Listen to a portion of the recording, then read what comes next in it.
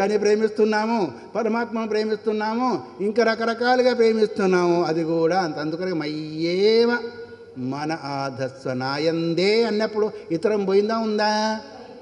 ఇతరం పోయింది కాబట్టి మన ప్రేమ ఎటువంటిది. అందుకరకే ప్రపంచ భావన లేకుండా ప్రపంచ భాగాన్ని చూసి ప్రపంచ సంస్కారాన్ని త్యాగం చేయడం ఏదైతే ఉందో అది వాస్తవిక త్యాగం. కానీ ఈ వంకాయలు బీరకాయలు కుంకుడుగాయలు వదిలిపెడితే అది త్యాగం అనేది అది ఒక రకంగా వ్యవహారంలో నీవు కంట్రోల్లో పెట్టుకున్న దానికి త్యాగమే మంచిదే. కానీ అంత మాత్రంతో పరమార్థంలో సరిపోదు. ఆ త్యాగం వేరు, ఈ త్యాగం వేరు. ఆ త్యాగం చేతనో కొంచెం ఇంద్రియ నిగ్రహం కలుగుతుంది, ఈ త్యాగం చేతనో సంపూర్ణ ఇంద్రియ నిగ్రహం కలిగేదానికి అవకాశం ఉంటుంది. అందుకొరకు త్యాగో హి మహతాం పూజ్య సద్యో మోక్షమయో యతః.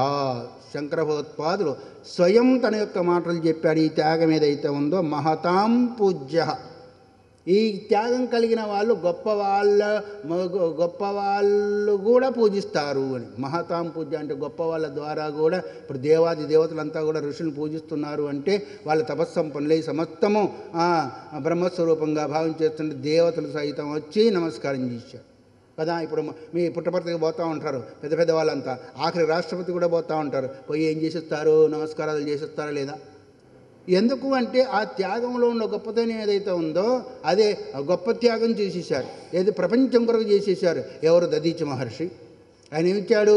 తన శరీరం కొరకు వజ్రమయమైన తపస్సు ద్వారా వజ్రమయమైన వెన్నెముకను ఆయన త్యాగం చేశాడు. అది ప్రపంచ రక్షణ కొరకు, ప్రపంచ సౌకర్యం కొరకు, ప్రపంచ శాంతి కొరకు చేశాడు. అది కూడా ఒక త్యాగమే. కానీ ఈ త్యాగం వల్ల ఏదైతే ఉందో మహతాం పూజ్య, గొప్పవాళ్ళు కూడా ఆయన్ను పూజిస్తారు, ఆయన ద్వారా గొప్పవాళ్ళు బాగుపడతారు. అలాంటి త్యాగం వాస్తవిక త్యాగము. అందుకొరకే సద్యో మోక్షమయో యతః, అదే వాస్తవికమైన అప్పటికప్పుడు మోక్షాన్ని కలుగజేసేది. అది ఆ త్యాగం అనేది దాని కొరకు ఇన్ని సాధనలు కావాలి. సర్వసంకల్ప సన్యాసం కదా, సమస్త సంకల్పాన్ని వదిలిపెట్టారు. ఏదైతే ఉందో సర్వసంకల్ప సన్యాసి యోగారూఢ తదా ఉచ్యతే. సమస్త సంకల్పాన్ని ఎప్పుడైతే ఆయన సన్యసించగలుగుతాడో, మాకు శివానంద స్వాముల వారు ఎవరిని రాకుండా చూస్తూ అక్కడ మనిషిని పెడతా అన్నారు, తప్పుకున్నారు. ఇప్పుడు తలుపులు వేస్తున్నాం, నా దోషమైంది నిన్న కదా. ఇప్పుడు ఒక్కొక్కరు వచ్చి అది జరుపుతూ ఉంటే ఇప్పుడు మాకేమవుతా ఉంది? ఒక టర్ర శబ్దము, వచ్చేవాళ్ళు పోయేవాళ్ళు శబ్దము, ఆగిపోయిందా? ఇలా ఉంటుంది. అందుకొరకు నేను చెడయ్యేది. గట్టిగా మాట్లాడేవాళ్ళు ఏమవుతారు? యథార్థవాది లోక విరోధి అన్నారు. ఎవరు రాకుండా మనిషిని అక్కడ పెడతా అన్నారు. ఆయన లేడు, మనిషి లేడు, అయింది కదా. ఎక్కడ అయిపోయింది మన భావన? ఇప్పుడు మీరు మహాత్ములందరికీ కూడా నమస్కారం చేస్తున్నారు. ఇక్కడ కాదు కానీ ఉత్తర దేశం పంజాబ్ ఆ ప్రాంతంలో పోతే కేవలం వాళ్ళ స్వభావం ఎట్లున్నా ఇలాంటి గుడ్డ చూస్తే చాలు నమస్కారం చేస్తారు, ఎంతో గౌరవిస్తారు. ఇక్కడ మన దగ్గర రకరకాలుగా ఉన్నారనుకోండి. ఒక ఆయన అన్నాడంట, స్వామి మీరు త్యాగులు గొప్పవాళ్ళు అని నమస్కారం చేశాడంట. రామకృష్ణ మాట, నా మాట కాదు. అయ్యో నాకంటే గొప్పవాడు అయ్యి నువ్వు, నాకంటే కూడా గొప్ప త్యాగం అయ్యాను. అదేంటి స్వామి మేము సంసారులము రకరకాలుగా ఉన్నాము, మేమేం త్యాగం చేశాము అంటే, అయ్యా మేము చిన్న చిన్న వస్తువులను త్యాగం చేశాము, నువ్వు పెద్ద భగవంతున్నే త్యాగం చేశావు, ఎంత గొప్ప త్యాగం అయ్యా అన్నాడంట. పెద్ద భగవంతున్నే ఆ పక్కకే పోలేదు నువ్వు, ఆయన ముఖం కూడా చూడలేదు. నువ్వు ఎంతసేపు మేమంతా చిన్న చిన్న వంకాయ బీరకాయ ఈ ప్రపంచాన్ని త్యాగం చేసావు. నువ్వు అసలు మనం దేన్ని త్యాగం చేయాలో, దేన్ని పట్టుకోవాలో అది మనకు తెలిసి కదా మనం చేయాలా.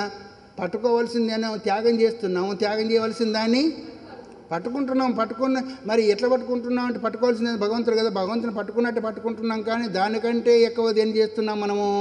ప్రపంచాన్ని మీరు కావచ్చు, మేము కావచ్చు, అంతే. మీకు చిన్న సంసారం అయితే మాది 10 సంసారం, అంతే కదా. ఇంకేమైనా ఉందా అని? కాకపోతే కొంచెం పరోపకారం మీరు చేస్తున్నారు, అంతకంటే 10 ఉపకారం మేము చేస్తున్నాం. కానీ నిశ్చలమైన స్థితిలో ఎవరైనా ఉండగలుగుతున్నామా? అట్లా ఉండగలిగినప్పుడే అది వాస్తవిక త్యాగము అవుతుంది. లేకపోతే త్యాగం అయ్యేదానికి అవకాశమే రాదు.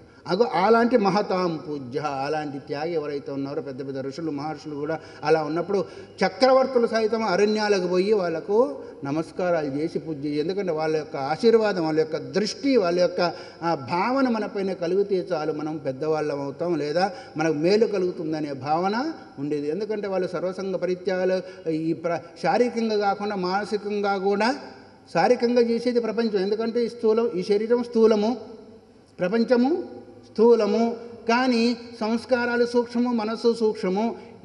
ఈ త్యాగం ఉన్నా లేకపోయినా ఆ త్యాగం మాత్రం ప్రతి వాళ్ళకు ఉన్నప్పుడే గొప్ప వాళ్ళు అవుతారు, గొప్పదైన ఆత్మతత్వాన్ని తెలుసుకోగలుగుతారు. లేకపోతే తెలుసుకునే దానికి అవకాశమే రాదు. ఎందుకంటే మనం చేసినట్టే చేస్తూ ఉన్నట్టే ఉంటుంది, అది పోయినట్టే పోతూ ఉంటుంది. కానీ వాస్తవికమైన ఆత్మానందాన్ని పొందేదానికి అది తక్కువ, అది రానే రాదు. అందుకొరకే చిదాత్మ అవలోకనాత్, అంతా చైతన్య స్వరూపమే అని దాన్ని చూస్తూ ఇతర సంస్కారాలను ఎప్పుడైతే త్యాగం చేస్తాడో అదే వాస్తవిక త్యాగము. అది గొప్ప వాళ్ళ ద్వారా పూజింపబడుతుంది. సద్యో మోక్ష మయోయత, అది సద్యోముక్తిని కలిగజేస్తుంది అన్నారు. అప్పటికప్పుడే మోక్షం అంటే ఏంటిది? బంధం నుంచి విడవడమే మోక్షం కదా. అసలు బంధం ఏంటిది అంటే సాంసారిక సంబంధమైన, ప్రాపంచిక సంబంధమైన సంకల్ప వికల్పాలతో ఉండేదేంటిది? బంధము. అది ఎప్పుడైతే పోయిందో, ఎప్పుడైతే త్యాగం చేశామో ఆ బంధమే లేదు. అందుకొరకే రెండే తాలూకు చేయి, ఇటంటే పడుతుంది, ఇటంటే రెండు ఉంటాయి. ఏంటి వేసేదానికి ఒకటి తీసేదానికి ఉంటుందా? వేసేదానికి అదే, తీసేదానికి అదే. ఒక రకమైన సంకల్పం ఉంటే బంధము, ఇంకా ఆ సంకల్ప త్యాగమే మోక్షము. అందుకొరకే మోహక్షయమే మోక్షము అన్నారు. మోహము మోక్షము ఎంత తేడా? ఒకటే అక్షరం. హాని తీసేసి క్షా పెట్టేస్తే మోక్షమైంది, హా పెడితే ఏమైంది? మోహమైంది. మోహం అంటే ప్రాపంచిక సంబంధమైన వ్యవహారంతో కూడుకున్న మనస్సు మోహము. అందుకొరకే మనోహి ద్విధం ప్రోక్తం శుద్ధంచ అశుద్ధమేవ చ, అశుద్ధం కామ సంకల్పం శుద్ధం కామ వివర్జితం అన్నారు. కోరికలతో కూడుకున్న మనస్సు ఏదైతే ఉందో అశుద్ధమో, ఆ కోరికలు లేకుండా ఉండే మనస్సు ఏదైతే ఉందో అది శుద్ధమో. అందుకొరకు ఆ మనస్సు యొక్క శుద్ధమైన మనస్సు చేతనేమో తత్వగ్రహణ కలుగుతుంది, అశుద్ధమైన మనస్సు చేతనేమో ప్రపంచగ్రహణ కలుగుతుంది. ప్రపంచగ్రహణమేమో బంధరూపము. తర్వాత దాన్ని ఇప్పుడు ఒకటి పెద్ద ఇంత మూట ఎత్తుకున్నాడు అనుకోండి, బంగారం మూటే, బంగారం ఇంత తీసి దాదాపు 200 కిలోలు పెట్టి మోసామనుకోండి, మోసుకుపోమన్నాం అనుకోండి, వాడు మోయగలుగుతాడా? లోపల ఉంది బంగారమే, కానీ ఆ బరువు మోయలేడు. కొంచెం దూరం పోయాడు, ఎందుకంటే వీడు బాధపడలేక. పోయి అక్కడ పోయిన తర్వాత తీసి కింద పెట్టారనుకోండి, ఏమంటాడు అప్పుడు? అబ్బా ఎంత హాయిగా ఉంది అంటాడు. ఆ హాయి ఎక్కడి నుంచి వచ్చింది? బరువు పెట్టుకున్నప్పుడు వచ్చిందా? బరువు దించిన తర్వాత వచ్చిందా? మనం ఏం చేస్తున్నాడు? సంసార బరువు అంతా పెట్టుకొని బరువు ఉంది మోక్షం కావాలంటే ఎక్కడి నుంచి వస్తుంది? అది దించి కింద పెట్టేస్తే కానీ అప్పుడు కానీ హాయి ఉంటుంది. సంసారం అంటే సంసారం కాదు, సంసార భావన. అందుకని ఇక భావశుద్ధియే జ్ఞానసిద్ధి అని మహర్షుల వారు అనేదానికి కారణము. అందుకొరకు మనం భావన పవిత్రం చేసుకునేదానికి ఇవన్నీ కావాలి, కానీ మోక్షం పొందకుండా కాదు, మోక్షం మనకు బంధం ఉంది అని కాదు. ఆ భావ యొక్క అపరిపక్వతే బంధము, భావ పరిపక్వతే మోక్షము. ఆ భావ పరిపక్వత రావాలంటే సర్వసంకల్ప సన్యాసము కావాలి. అప్పుడు ఏదైతే ఉందో అదే మహతాం పూజ్య, గొప్ప వాళ్ళ ద్వారా పూజింపబడేది సద్యో మోక్షమయోయత, అది అప్పటికప్పుడే సద్యోముక్తిని ఇస్తుంది అన్నారు. ఇక ఇది వాస్తవిక త్యాగం. అక్కడ చూసేదంతా కూడా, ఇది కనిపించేదంతా కూడా ఇది మైకు కాదు ఇనుమేను అనే భావన ఎట్లయితే పెట్టుకుంటున్నామో, ఇది పరుపు కాదు దూది అని ఎట్లా పెట్టుకుంటున్నామో, అట్లాగే ఇది ప్రపంచము కాదు చిదాత్మస్వరూపము అనే భావన వస్తే అప్పుడు ఇంక దేన్ని ప్రేమిస్తాడు, దేన్ని కాదంటాడు. తత్ర కోమోహ కశోక ఏకత్వం అనపృష్టది. మోహము లేదు, శోకం కూడా లేదు. అందుకొరకు త్యాగము అంటే సంకల్ప త్యాగం ఎప్పుడైతే చేయగలుగుతాడో అందరి ద్వారా అందరేంటి దేవతలు సైతము పూజిస్తారు అలాంటి వ్యక్తిని. తర్వాత వచ్చేది ఏంటిది మనకు? మౌనం.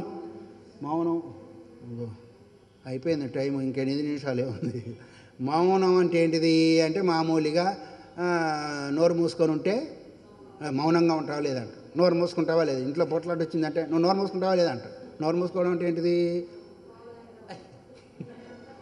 మూసుకున్నాం. అయిపోయిందా? అయిపోలేదు. అది మౌనం అంటే భగవంతుడు చెప్పాడు, మౌనం చైవాస్మి గుహ్యానాం. మోక్ష ద్వారాల్లో మొట్టమొదటిది వాంగ్ నిరోధ అన్నాడు వశిష్ఠుడు కూడా. వాంగ్ నిరోధ, వాక్కు యొక్క నిరోధం ఏదైతే ఉందో వాంగ్ నిరోధ. అందుకరికి మలయాళ మహర్షులు గారు ఏదో ఒక గ్రంథంలో రాశారు. మీరు తీసుకున్నారు కదా ఓ సెట్టు. ఆ సెట్లో ఎన్ని పుస్తకాలు ఉన్నాయి? 20 పుస్తకాలు. పుస్తకానికి ఒక్క వాక్యం మీరు తీసుకున్నా చాలు, మోక్షాన్ని పొందుతారు. 20 పుస్తకాలు ఉన్నాయి కదా, పుస్తకానికి ఒక్క వాక్యం తీసుకొని ఆచరించండి. ఒక్క వాక్యం కాదు, సగం తీసుకొని పోని, సగం వదిలిపెట్టి 10 పుస్తకాలు 10 వాక్యాలు తీసుకొని మీ మోక్షం కలుగుతుందో లేదో నన్ను అడగండి, నేను ఇచ్చేస్తాను మోక్షం. అందువల్ల పుస్తకాలు హస్తకభూషణం పర్వాలేదు. ఏ ఒక్క ఇప్పుడు మనం చావాలంటే ఒక సూది చాలండి, ఎటువంటి చావాలంటే బాంబులు కావాలా? మనం బాగుపడాలంటే ఒక వాక్యము చాలు. అది ఒక వాక్యం చేతనే కదా గాంధీ మహాత్ముడయ్యాడు. ఏమది? సత్యము అనేది కదా. దాని చేతనే ఆయన మహాత్ముడు అనిపించుకున్నారు. అదే మహాత్ముడు అంటే వాసుదేవ సర్వమితి సమహాత్మ. ఇదంతా కూడా వాసుదేవ స్వరూపం అనే భావన కలిగిన వాడు మహాత్ముడు. అది ఎవరైనా కావచ్చుగాక. అక్కడ జాతి, వ్యక్తి, లింగము, ఆశ్రమము దేంతో కూడా పని లేదు. కానీ ఆ భావన మాత్రం అందరికీ పని. అది వచ్చేదాని కొరకే ఇవన్నీ మనకు బయట వ్యవహారం కావాల్సి వచ్చింది. ఇప్పుడు ఏంటిది? మూడోది మౌనం అంటే అర్థమైంది. యస్మాద్వాచో నివర్తంతే ప్రాప్య మనసా సహా యన్మౌనం యోగభిర్గమ్యం తద్భవేత్ సర్వదా బుధ. ప్రతి ఒక్కదాన్ని కూడా మౌనం అంటే ఎక్కడికి వెళ్ళిన తర్వాత వాగాదింద్యాలు అది యథోవాచో నివర్తంతి అప్రాప్య మనసా సహా ఆనందం బ్రహ్మేతి అని ఈ విధంగా ఎక్కడికి వెళ్ళిన తర్వాత వాగాదింద్రియాలు దాన్ని తెలుసుకోకుండా తిరిగి వస్తాయో అది మౌనస్వరూపం. ఏది? మనం అక్కడ ఆ గది దాకా వెళ్ళామనుకోండి, అక్కడికి లోపల వేయకుండా బయటకు వచ్చామనుకోండి, ఆ లోపల వేళకు డిస్టర్బెన్స్ అయిందా ఆ లోపల వాళ్ళకి? ఎందుకంటే అక్కడ దాకా లోపలికి పోతే కదా వాళ్ళకి డిస్టర్బెన్స్ అవుతుంది. మనం అక్కడ అట్లా ఈ పరమాత్మ దాకా వెళ్ళలేకపోయి మళ్ళీ వెనుక తిరిగి వచ్చేసినాయి. అప్పుడు మౌన స్వరూపమా లేదో ప్రపంచ రూపమా? చెప్పరేంటి? మనం మౌనరహితం ఎప్పుడు అనుకుంటాం? మాట్లాడితే కదా మౌనరహితం అనుకుంటాము. అనవసరమైన మనం మాట్లాడకండి అంటే అర్థం ఏంటిది? నోరు మూసుకొని కూర్చోమని అర్థము. అందుకొరకు నిన్న చెప్పుకున్నాం కదా, మొన్న ఏంది జీవుడికి ఎక్కువ శక్తి దేని ద్వారా పోతుంది అనుకున్నాము? ఆ వాక్కు. ఉన్నది లేని అంతా కూడా బడబడ వాగుతూ ఉంటుంది, బడబడ వాగుతూ ఉంటుంది. ఒక అమ్మగారికి అదే అలవాటు ఉండేదంట పూర్వకాలంలో. ఇప్పుడు కాదనుకోండి, వాళ్ళింటికి పోయి వీళ్ళింటికి పోయి వాళ్ళింటికి ఏదో చెప్తూ ఉంటారు కదా, దాని పేరేంటి? చాడీలు చెప్పడమో ఇంకోటి అదే పని. ఇంకా అదే ఈ ఇంటి నుంచి ఆ ఇంటికి పోవడమో, ఆ ఇంటిది వార్తలు ఆ ఇంట్లోకి, ఆ ఇంట్లోకి వార్తకు ఆ ఇంట్లోకి అయింది. ఒకసారి చచ్చిపోయింది. చచ్చిపోకుండా ఉంటారా ఏంటి? ఎవరైనా చచ్చిపోతారా లేదా? చచ్చిపోయిన తర్వాత యమధర్మరాజు దగ్గరికి పోయింది. ఈ పని ఏంటి అని అడిగింది. అక్కడ ఉన్న చిత్రగుప్తుంది. ఏమన్నది? ఇటువంటి పని అయితే మరి ఇల్లు తిరిగేది ఏంటిదయ్యా అని అడిగాడు. ఏంటిది ఇల్లు తిరిగేది? కాకి ఇంటింటికి పోయి కావు ఉంటుందా, కాకి జన్మీయమన్నాడు. అందుకొరకు అనవసరమైన మాటల్లో వాక్శక్తి తగ్గుతుంది, అసత్యము వస్తుంది, పరనింద వస్తుంది. ఇవన్నీ దోషమా పుణ్యమా? దోషం. అందుకొరకు నేనేం చేయలేదు కదండి, నాకు ఈ దుఃఖాలు ఎందుకు వచ్చినాయి అంటే నువ్వు అనుకోకుండా ఇతరులను అనుకున్నావు లేదా? వీడు ఇట్లా ఏం పని పోకపోతే నలుగురు మగాళ్ళు ఒక దగ్గర కూర్చుండి వాళ్ళు అట్లా వీళ్ళు ఇట్లా, అమ్మగారులేమో ఆ అమ్మ ఇట్లా ఈ అమ్మాయి ఇట్లా, ఏం పొద్దుపోడు. ఇప్పుడు టీవీలో వచ్చినా లేదు, ఇప్పుడు ఆ బాధ కొంచెం తగ్గింది. ఏదైనా పెట్టుకుంటూ ఉంటారు, చూస్తూ ఉంటారు. కానీ అనవసర ప్రపంచం చేత కాలయాపన అయింది. నీ యొక్క విద్యుక్త ధర్మాన్ని మర్చిపోయావు. తర్వాత అసత్య దోషము వచ్చింది. ఇప్పుడు మీరు ఇక్కడ కూర్చున్నారనుకోండి, మీరు మాట్లాడడానికి ఏమైనా అవకాశం ఉందా? లేదు. 5 గంటల నుంచి 4:30 నుంచి 8:30 వరకు, అంటే 4 గంటలు కూర్చున్నప్పుడు, ఇంతసేపు మౌనం ఉన్నప్పుడు మీరు అసత్యం అనే దోషం వచ్చిందా? అనవసర ప్రసంగం వచ్చిందా? వాక్ శక్తి తగ్గిందా? మరి అదైనా లాభం ఉందా లేదా? మన మోక్షం పొందామో లేదో తెలియలేదు కానీ దీన్నైనా మనం రక్షించుకున్నామా లేదా? అందుకొరకు అసత్యం అనేది మహాపాపం అన్నారు. మరి ఇంతసేపు అయినా మనం అసత్యం చెప్పకుండా ఉన్నామా లేదా? అదే ఒక గొప్ప ప్రయోజనం విన్నందువల్ల. అందుకొరకే ఎప్పుడు కూడా శ్రవణం అనేది మానుకోకూడదు. ఏ రూపంలో కూడా మానుకో. ఒకటేమో వస్తువు తెలుస్తుంది, మన యొక్క ఇంద్రియాలకు విశ్రాంతి దొరుకుతుంది, ప్లస్ పుణ్యం శృతం హరతి పాపాని తదారోగ్యం ప్రయచ్చతి, విన్నందువల్ల పాపాలు పోతాయి. నా ఈ 3 నిమిషాలే ఉంది ఇంకా కదా, పాపాలు పోతాయి. మౌనం పూర్తి కాదు ఈరోజు వాక్కులే. అందుకొరకు ఈ దీనివల్ల ఇప్పుడు గొప్ప ప్రయోజనం ఉందా లేదా? ఒకటేమో విషయాన్ని తెలుసుకుంటున్నాము, ఒకటేమో అసత్యాన్ని దూరము కొట్టివేశాము, ఇతడి చింత కూడా రాకుండా పోయింది. ఎంత గొప్ప ప్రయోజనం అండి! మనం ఎట్లా అయితే వ్యాపారికి సంబంధించిన ఆ అది డబ్బుని బ్యాంకులో వేసుకుంటున్నామో, పారమార్థిక సంబంధమైన డబ్బు అది అక్కడ ఉండిపోతుంది, ఎవరో ఒకరు తింటారు. కానీ ఈ ధనం మాత్రము జీవుడితో ధనం వెంటనే వస్తూ ఉంటుంది. అందుకని మౌనం అంటే ఎక్కడికి వెళ్ళి వాగాది ఇంద్రియాలు తిరిగి వస్తుంటాయో దాన్ని తెలుసుకోకుండా అది మౌన స్వరూపం. కానీ ఈ నోరు మూసుకోవడం మౌనము కాదు, వాస్తవిక మౌనం.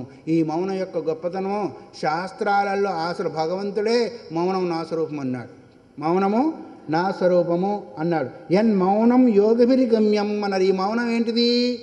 యం నేతి నేతి వచనైర్నిగమా అవోచు తం దేవదేవమయమచ్యుతమాహురగ్ర్యా. అగ్ర్య అంటే మాకంటే ముందు పోయిన వాళ్ళు ఇది కాదు ఇది కాదు ఇది కాదు కాదు కాదు అని ఎక్కడైతే నిలిచిపోయారో అది తన యొక్క స్వరూపం అన్నారు. అట్లాగే ఎక్కడికి వెళ్ళిన తర్వాత యోగాది ఇంద్రియాలు మళ్ళీ తిరిగి వస్తాయో, ఆ తత్వాన్ని తెలుసుకోకుండా పోతాయో అది మౌనస్వరూపము. అది ఎవరి ద్వారా? యోగిభిర్గమ్యం అన్నారు. యోగి అంటే ఏ యోగి? ముక్కు మూసుకొని ప్రాణాయామం చేసే యోగి కాదు. ఇప్పుడు అంతా యోగం అంటే ఆసనాలు కూడా యోగం అయిపోయింది. యోగా చేస్తున్నా అండి యోగా, అది యోగా కాదు. యోగంలో 3వ అంగం యమనియమ ఆసన. ఆసనం ఎన్నో అంగం? యోగం చేస్తున్నా అంట అయిపోయి అదొక ప్రచలితం అయిపోయింది. యోగా చేస్తున్నామండి, యోగా ప్రాణాయామాదులు చేస్తే మొత్తం యోగం ఎన్ని అంగాలు అనుకున్నాము? 8 అంగాలతో కూడుకుంది ఆ యోగం. ఇదేమో 15 అంగాలు అయితే దాంట్లో 3వ అంగము ఆసనము. కానీ యోగిభి అంటే ఆ యోగులు కాదు, జ్ఞానయోగిభిర్గమ్యం అన్నారు. జ్ఞానాదేవతో కైవల్యం అన్నారు కదా. ఆ జ్ఞానయోగుల ద్వారా ఆ మౌన స్వరూపం తెలియవలసిందే, కానీ సామాన్యమైన యోగుల ద్వారా అది పొందబడేది. అయితే సామాన్య యోగం చేత శరీరం ఆరోగ్యవంతంగా ఉంటుంది, సుఖవంతంగా ఉంటుంది, శాంతిగా ఉంటుంది. దీన్ని మళ్ళీ అటు వినియోగం చేయాలి. ఆరోగ్యం ఉండాలా వద్దా? శరీరమాద్యం కలు ధర్మ సాధనం.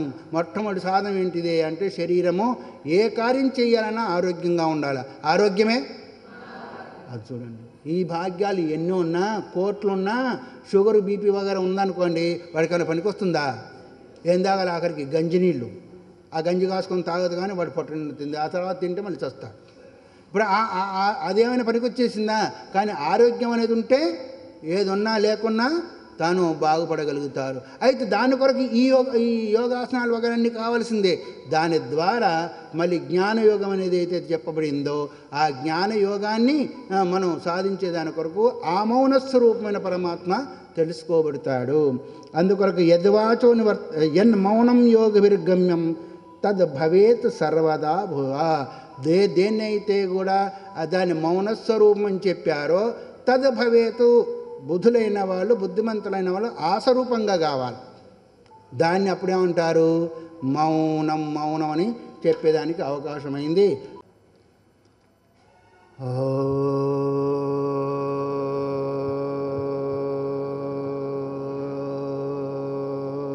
జ్ఞానమనంతం బ్రహ్మా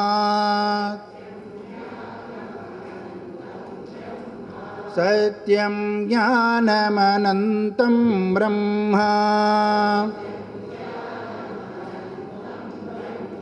సత్యం జ్ఞానమనంతం బ్రహ్మ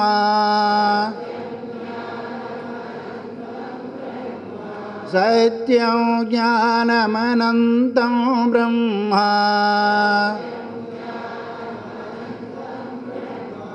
సత్యం జ్ఞానమనంతం బ్రహ్మ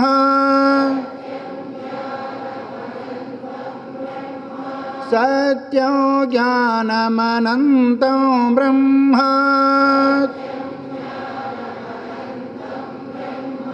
సత్యం బ్రహ్మ సత్యం బ్రహ్మ. నిధిధ్యాసనకు సంబంధించిన 15 అంగాలలో 4వ అంగాన్ని చెప్పుకుంటున్నాం. ఎన్నో శ్లోకము? ఇక్కడే ఉన్నామా, బయట ఉన్నామా? 107 అయిపోయింది, 108వది కావాలి. మౌనం గురించి చెప్పారు. యస్మాద్వాచో నివర్తంతే అప్రాప్య మనసా సహ యన్మౌనం యోగభిర్గమ్యం తద్భవేత్ సర్వదా బుధః. ఎక్కడికి వెళ్ళిన తర్వాత వాగాది ఇంద్రియాలంతా కూడా దాన్ని తెలుసుకోకుండా తిరుగుకొని వస్తాయో, దానికి ఒక రూపం లేదో నామం లేదో, సర్వాధారమే సర్వాధిష్టమై ఉన్న ఆ తత్వాన్ని ధ్యానయందు యోగులు అంటే జ్ఞానయోగులైన వాళ్ళు ఉంటారు. అదే మౌనస్వరూపము అన్నారు. దాన్నే ఇంకో రకంగా చెబుతూ 108వ శ్లోకంలో వాచో యస్మాన్ నివర్తంతే తద్వక్తం కేన శక్యతే ప్రపంచో యది వక్తవ్య సోపి శబ్ద వివర్జిత. కేవలం పరమాత్మే. దయచేసి పురుషులంతా ఈ వైపు కూర్చోవాలి. యస్మాద్ వాచో నివర్తంతే, పరమాత్మను చెప్పేదానికి ఎట్లాగైతే శబ్దం లేదో అలాగే ప్రపంచాన్ని చెప్పేదానికి కూడా శబ్దం లేదు. అదేంటంటే శబ్దం లేదంటే ప్రపంచం అన్నాం, కుండ, ఆ మూకుడు, ఇత్తడి, చెట్టు, గుట్ట అని చెప్తూనే ఉన్నాం కదా అంటే ఆ శబ్దము కాదు, అది వాస్తవికము కాదు, నిత్యము కాదు, సత్యము కాదు. వాచో యస్మాన్ నివర్తంతే, వాచ అనే శబ్దము బహువచనం చెప్పారు. ఎందుకు చెప్పారు? కేవలం వాక్యే కాదు. ఏకవచనం వస్తే కేవలం వాక్కుగా గ్రహించాలా, బహువచనం వస్తే సమస్త ఇంద్రియాలు అని గ్రహించాలి. ఎక్కడ కానీ శాస్త్రంలో ఇంద్రియాల గురించి చెప్పినప్పుడు ఏకవచనంగా వస్తే కేవల వాక్కుగా, బహువచనంగా వస్తే సమస్త అంటే ఇంద్రియాలన్నింటినీ గ్రహించాలి అని. ఏ ఇంద్రియం కూడా అక్కడికి వెళ్ళి దాని యొక్క స్వరూపాన్ని గ్రహించకుండా వస్తుంది పరమాత్మ వైపు. అట్లాగే ప్రపంచాన్ని గురించి కూడా చెప్పదలుచుకుంటే తద్వక్తం కేన శక్యతే. అసలు తెలుసుకునేది ఏంటిది? మనస్సు. వెళ్ళేది ఏంటిది? ఇంద్రియాలు. మరి ఇంకా వాటి ద్వారానే కానప్పుడు ఎవరు చెప్పగలుగుతారు? మనం అంటామే ఫలానా వాడే ఆ పని చేయలేనప్పుడు మనలాంటి వాళ్ళ యొక్క స్థితి ఏంటండి అంటామా లేదా? అంటే ఒక పని చేసేదానికి ఆ పనికి సంబంధించిన సామర్థ్యం వ్యక్తిలో ఉండాలి, అప్పుడే ఆ పనిని చేయగలుగుతారు, లేకపోతే చేసే అవకాశమూ లేదు. అలాంటి పెద్ద పెద్ద బలవంతులు చేయలేనప్పుడు, తపస్సంపులు చేయనప్పుడు, జ్ఞానులు చేయలేనప్పుడు మనం ఎలా చేయగలుగుతామని ఎట్లాగైతే వ్యవహారంలో అనుకుంటుంటామో అలాగే ఇక్కడ కూడా వాగాది ఇంద్రియాలంతా కూడా దాన్ని చెప్పలేకుండా వెనక తిరిగినప్పుడు ఇంక చెప్పేది ఏంటిది? ఏదైతే చెప్పాలో, దేని ద్వారా అయితే చెప్పబడాలో దాని ద్వారా దానికి అందకుండా ఉన్నప్పుడు ఇంక చెప్పే అవకాశమే రాదు, లేదు. తర్వాత పోనీ ప్రపంచం అంటావా ఇది వక్తవ్య సోపి శబ్ద వివర్జత, దానికి కూడా శబ్దం లేనే లేదు. అదేంటని ప్రపంచం అంటున్నాము, కుండ అంటున్నాము, మట్టి అంటున్నాము, ఇంకోటి అంటున్నాం కదా అంటే ఆ శబ్దం కాదు. పరమాత్మకు ఏ శబ్దాలైతే మనం వాడుతున్నామో ఏంటిది? సత్యం, జ్ఞానం, అనంతం, బ్రహ్మ, ఇంకా ఏకమేవ, నేనానాస్తి కించన, ఇవన్నీ శబ్దాలు వాడుతూ ఉన్నాం. శబ్దం వాడేవరకే కానీ దాని దగ్గరికి వెళ్ళవు వాక్కు. కానీ ప్రపంచాన్ని గురించి మనం అలా వాడగలుగుతామా? సత్యం అంటామా? సత్యం అంటామంటే ఉత్తర క్షణంలో లేదు, ఉందా? అసత్యం అంటామా? కనిపిస్తూ ఉంది. లేకపోతే సత్తు అసత్తు రెండు అంటామా? అర్ధన జరితి న్యాయము. ఎవరు అన్నా అంట ఈ గోవు సగం ముసలిది సగం వయసుది అన్నారంటే ఎవరు? ఈ గోవు సగం ముసలిది సగం వయసుది అంటే ఎక్కడైనా ఉంటాయా సగం ముసలి సగం వయసుది? అయితే ముసలిదైనా కావాలా, లేకపోతే వయసుదైనా కావాలి. రెండు ఉండేదానికి అవకాశమే ఎక్కడ ఎప్పుడు కూడా మనకు కనిపించదు. అట్లాగే సదసత్ అనే దానికి వీల్లేదు. అందుకని సత్వేన అసత్వేన సదసత్వేన విచారం ఎన్న సైతే తద్ అనిర్వచనీయం అన్నారు. అది సత్తు కాదు, అసత్తు కాదు, సదసత్తు కాదు, ఈ విధంగా చెప్పేదానికి అవకాశం లేదు కాబట్టి అనిర్వచనీయం. నిర్వక్తం అశక్యం, అయితే అనిర్వచనీయం, ఇదమిత్తం చెప్పేదానికి వీల్లేదు. ఉత్తర క్షణంలో మధ్యాహ్నం పెద్ద కార్యక్రమం చేసుకున్నారు కదా, ఇక్కడ అంత వినంత చూశారు కదా, ఉన్న వాళ్ళంతా కూడా చేసుకున్నారా లేదా? మాట్లాడేవండి, చూడలేదు ఎవరు? ఈరోజు ఉపవాసం ఏమన్నా అన్న లేదు, చేసుకున్నారా లేదా? ఇప్పుడు అది సత్యమా?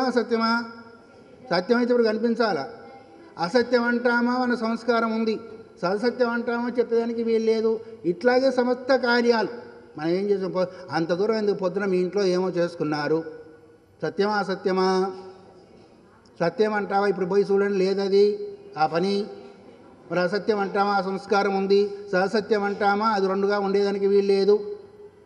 అందుకొరకు ఎంతవరకు వ్యవహారం ఉంటుందో అంతవరకే సత్యం, కానీ వ్యవహారం పోయిన తర్వాత సత్యం అనేది కాదు. మొన్నటిదాకా బాగానే కలుసున్నామండి, వాడికి నాకు పడలేదు, ఇప్పుడు వాడు నేను అంటామా లేదా? అంటే మిత్రత్వం ఉన్నంత వరకు నా మిత్రత్వం పోతే నా కాదని ఎట్లాగంటున్నామో అంత దూరం పోతున్నారే. ఒక దగ్గర ఉన్నంత వరకు ఉన్నా, అదే విడాకులైన తర్వాత వాళ్ళెవరో నేనెవరు అనుకుంటున్నామా లేదా? మమకారం లాగుతుంటుంది వేరే, కానీ పూర్వం ఉన్నది ఉన్న భావన ఉంటుందా? ఉండదు. అట్లాగే ప్రపంచ విషయంలో కూడా సత్వాన్ని చెప్పేదానికి కాదు, అసత్వాన్ని చెప్పేదానికి కాదు, సహసత్వాన్ని చెప్పేదానికి కాదు.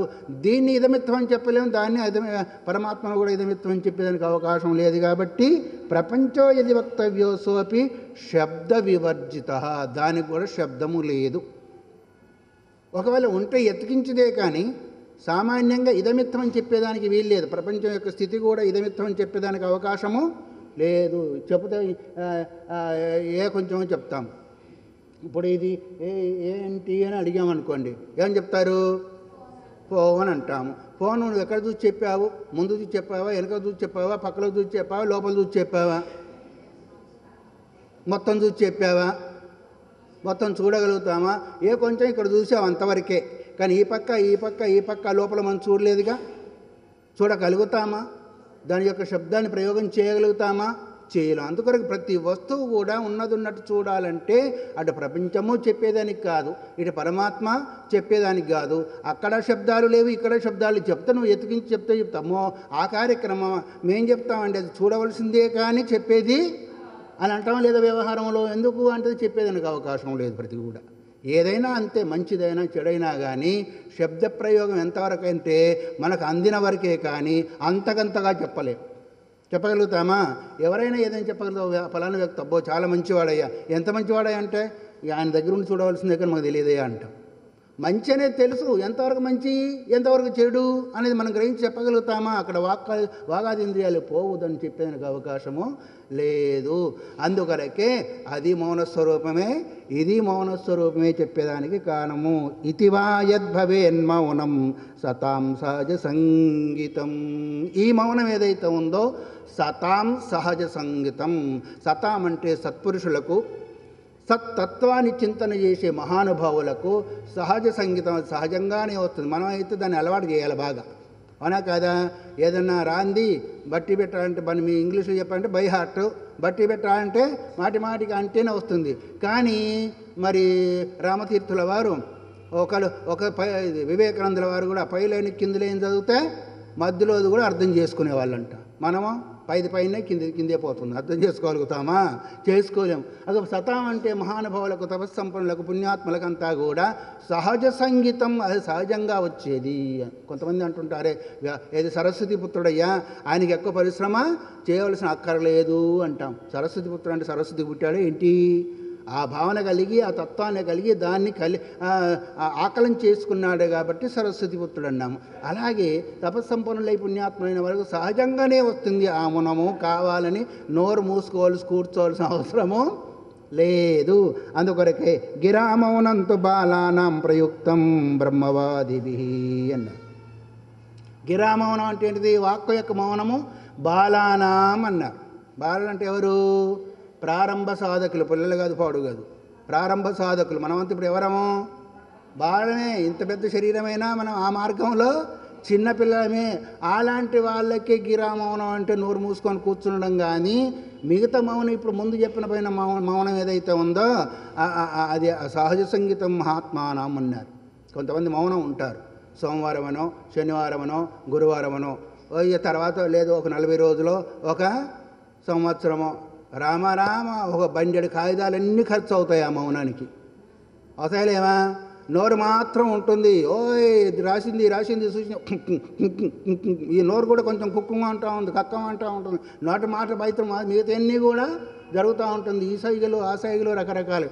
ఆ మౌనం ఏం మౌనం? దానికంటే ఒక మాటతో పోతుంది. కదా. ఇన్ని చేసి చూపించిన దానికంటే ఇక యాత్రలు కూడా చేస్తుంటూ ఉంటారు మౌండని కొంతమంది పుణ్యాత్ములు. మరి బస్సులలో తిరుగుతూ ఉంటారు. ఆ బస్సులు ఇక్కడ తీసుకోవాలంటే కాగితం మీద రాసి చూపిస్తూ ఉంటారు. ఇదంతా కూడా మౌనం అంటే అర్థమేమి? సమస్త ఇంద్రియాలకు మౌనం రావాలా. మౌనం అంటే 3 రకాలు. ఒకటి వాగ్మౌనము, నోరు మూసుకోవడము, ఒకటి మనోమౌనము, ఒకటి కాష్టమౌనము అని. కాష్టమౌనం అంటే శరీరం ఏమాత్రం కూడా కదలకుండా ఉండాలి. అది కేవలం ధ్యానావస్థలో నీ మనస్సు నిలిచినప్పుడు మాత్రమే ఆ విధంగా ఉండేదానికి అవకాశం ఉంటుంది కదా. మనోమౌనం అంటే నేను చెప్పుకున్నా కూడా ఏ సంకల్పం కూడా రాకుండా ఉండాలి, అది మనోమౌనము. వాగ్మౌనం అంటే నోరు మూసుకోండు. మలయాళ స్వామి ఒక మాట అన్నారు, నువ్వు 10 మాటలతో చెప్పవలసిన దాన్ని 4 మాటల్లో కుదించి చెప్పేది నేర్చుకో. 4 మాటలతో చెప్పవలసిన దాన్ని 1 మాటతో వాళ్ళకి అర్థమయ్యేటి చెప్పు. 1 మాటతో చెప్పేదాన్ని సంఖ్య మాత్రంతో ఇలా అన్నాం అనుకోండి, వస్తారా లేదా? రండి అన్నాము, ఇలా అన్నాము, వస్తారా లేదా? ఇగో ఇది కూడా ఒక రకమైన మౌనం కిందకి వస్తుంది. అంటే నీవు ఎక్కువ వాక్కును వాడుకోకుండా ఎంత వాడుకున్నట్టయితే నీ పని నెరవేరుతుందో, అంటే ఎంత అంటే నాకు ఇంత వాడుకుని నెరవేరుతుంది అది కాదు, నీ అవసరం తీరుతుందో అంత వాడుకుంటే అది కూడా మౌనమే. ఉపవాసం అంటే భోజనం 2 సార్లు చేస్తారనుకోండి, ఉదయం సాయంత్రము. భోజనానికి మధ్యలో ఏం తినకపోతే అది కూడా ఉపవాసమే అవుతుంది అన్నాం. అయితే అట్లాగే అండి, ఉదయం టిఫిన్ తింటాము, మధ్యాహ్నం భోజనం చేస్తాం, మళ్ళీ సాయంత్రం టిఫిన్ తింటాం, రాత్రికి మళ్ళీ భోజనం చేస్తాం, పడుకునేప్పుడు కూడా ఏదో లైట్గా తీసుకుంటామండి, దాని మధ్యలో ఇంకేం తీసుకోమండి అన్నారు అనుకోండి, అది ఉపవాసం అవుతుందా? శాస్త్రం ఏం చెప్పింది అంటే 2 సార్లు ఏకభుక్తం మహాయోగి, ద్విభుక్తం మహాభోగి, త్రిభుక్తం మహారోగి, చతుర్భుక్తం జీవచ్ఛవం అన్నారు. ఒకసారి తింటే యోగి, 2 సార్లు తింటే భోగి, 3 సార్లు తింటే రోగి, 4 సార్లు తింటే బతికున్న శవము అని. చచ్చిపోయిన శవం ఏం తినదు, కానీ బతుకున్న శవం మాత్రం 4 సార్లు 5 సార్లు మధ్య పానీయం సమర్పయామి.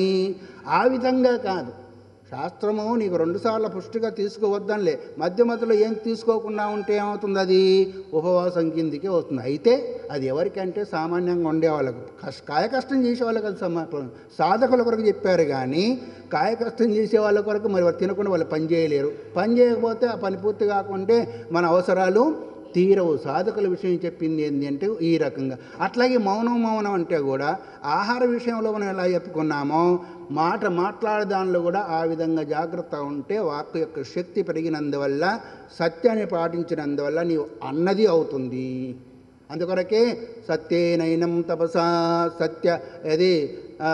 సత్యప్రతిష్టాయాం క్రియాఫలాశ్రయత్వం అన్నారు యోగ సూత్రాలు. సత్యాన్ని పాటించినందువల్ల నువ్వు ఏ పనైతే చేస్తున్నావో దాని యొక్క ఫలం తప్పనిసరిగా దొరుకుతుంది. అందుకనే పూర్వకాలంలో మహానుభావులు కొన్ని సంవత్సరాల వరకు వాళ్ళు తపస్సులో ఉండేవాళ్ళు. 12 సంవత్సరాలు సత్యాన్ని పాటిస్తే అన్నది అవుతుంది అని. నువ్వు ఏదంటావో అది అవుతుంది, నీ వాక్కులు సిద్ధిస్తుంది. మరి వాళ్ళు తపస్సులో కూర్చున్నారు కాబట్టి మాట్లాడే అవకాశమే లేదు. మరి ఎప్పుడైతే మాట్లాడలేదు అసత్యం బయటకు వచ్చేదానికి అవకాశము లేదు. అప్పుడు వాళ్ళని అవుతుంది. అందుకనే నీకు పెళ్లి కావాలంటే పెళ్ళి అయింది, సంతానం కావాలంటే సంతానం అయింది, ఇంకా భక్తి కావాలంటే భక్తి, ముక్తి ఏది కావాలంటే అది ఆశీర్వాదం, మీ ఆశీర్వాదం ఉంటే చాలు మాకు అన్నీ అవుతాయని అంటామా లేదా?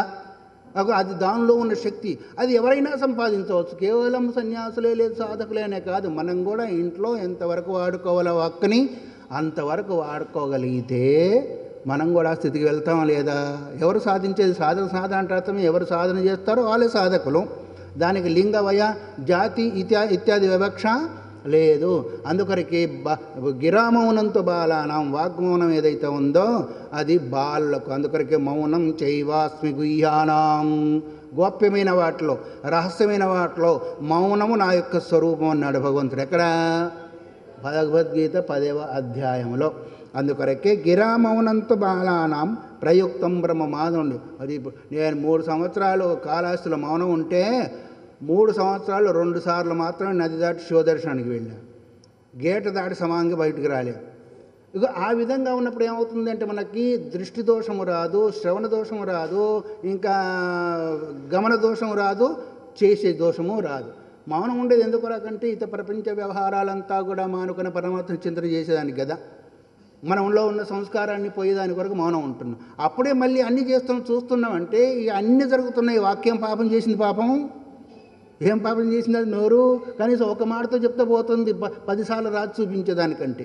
అందుకొరకు ఎంత కరెక్ట్ మోక్ష సామర్థ్యం మొట్టమొదటి ద్వారం ఏంటంటే వాంగ్ నిరోధ అన్నారు. వాక్ యొక్క నిరోధము అది అందుకని మౌనేనా కలహో నాస్తి, మౌనం ఉందా కలహో, తిట్టుకొని అనుకున్నాను.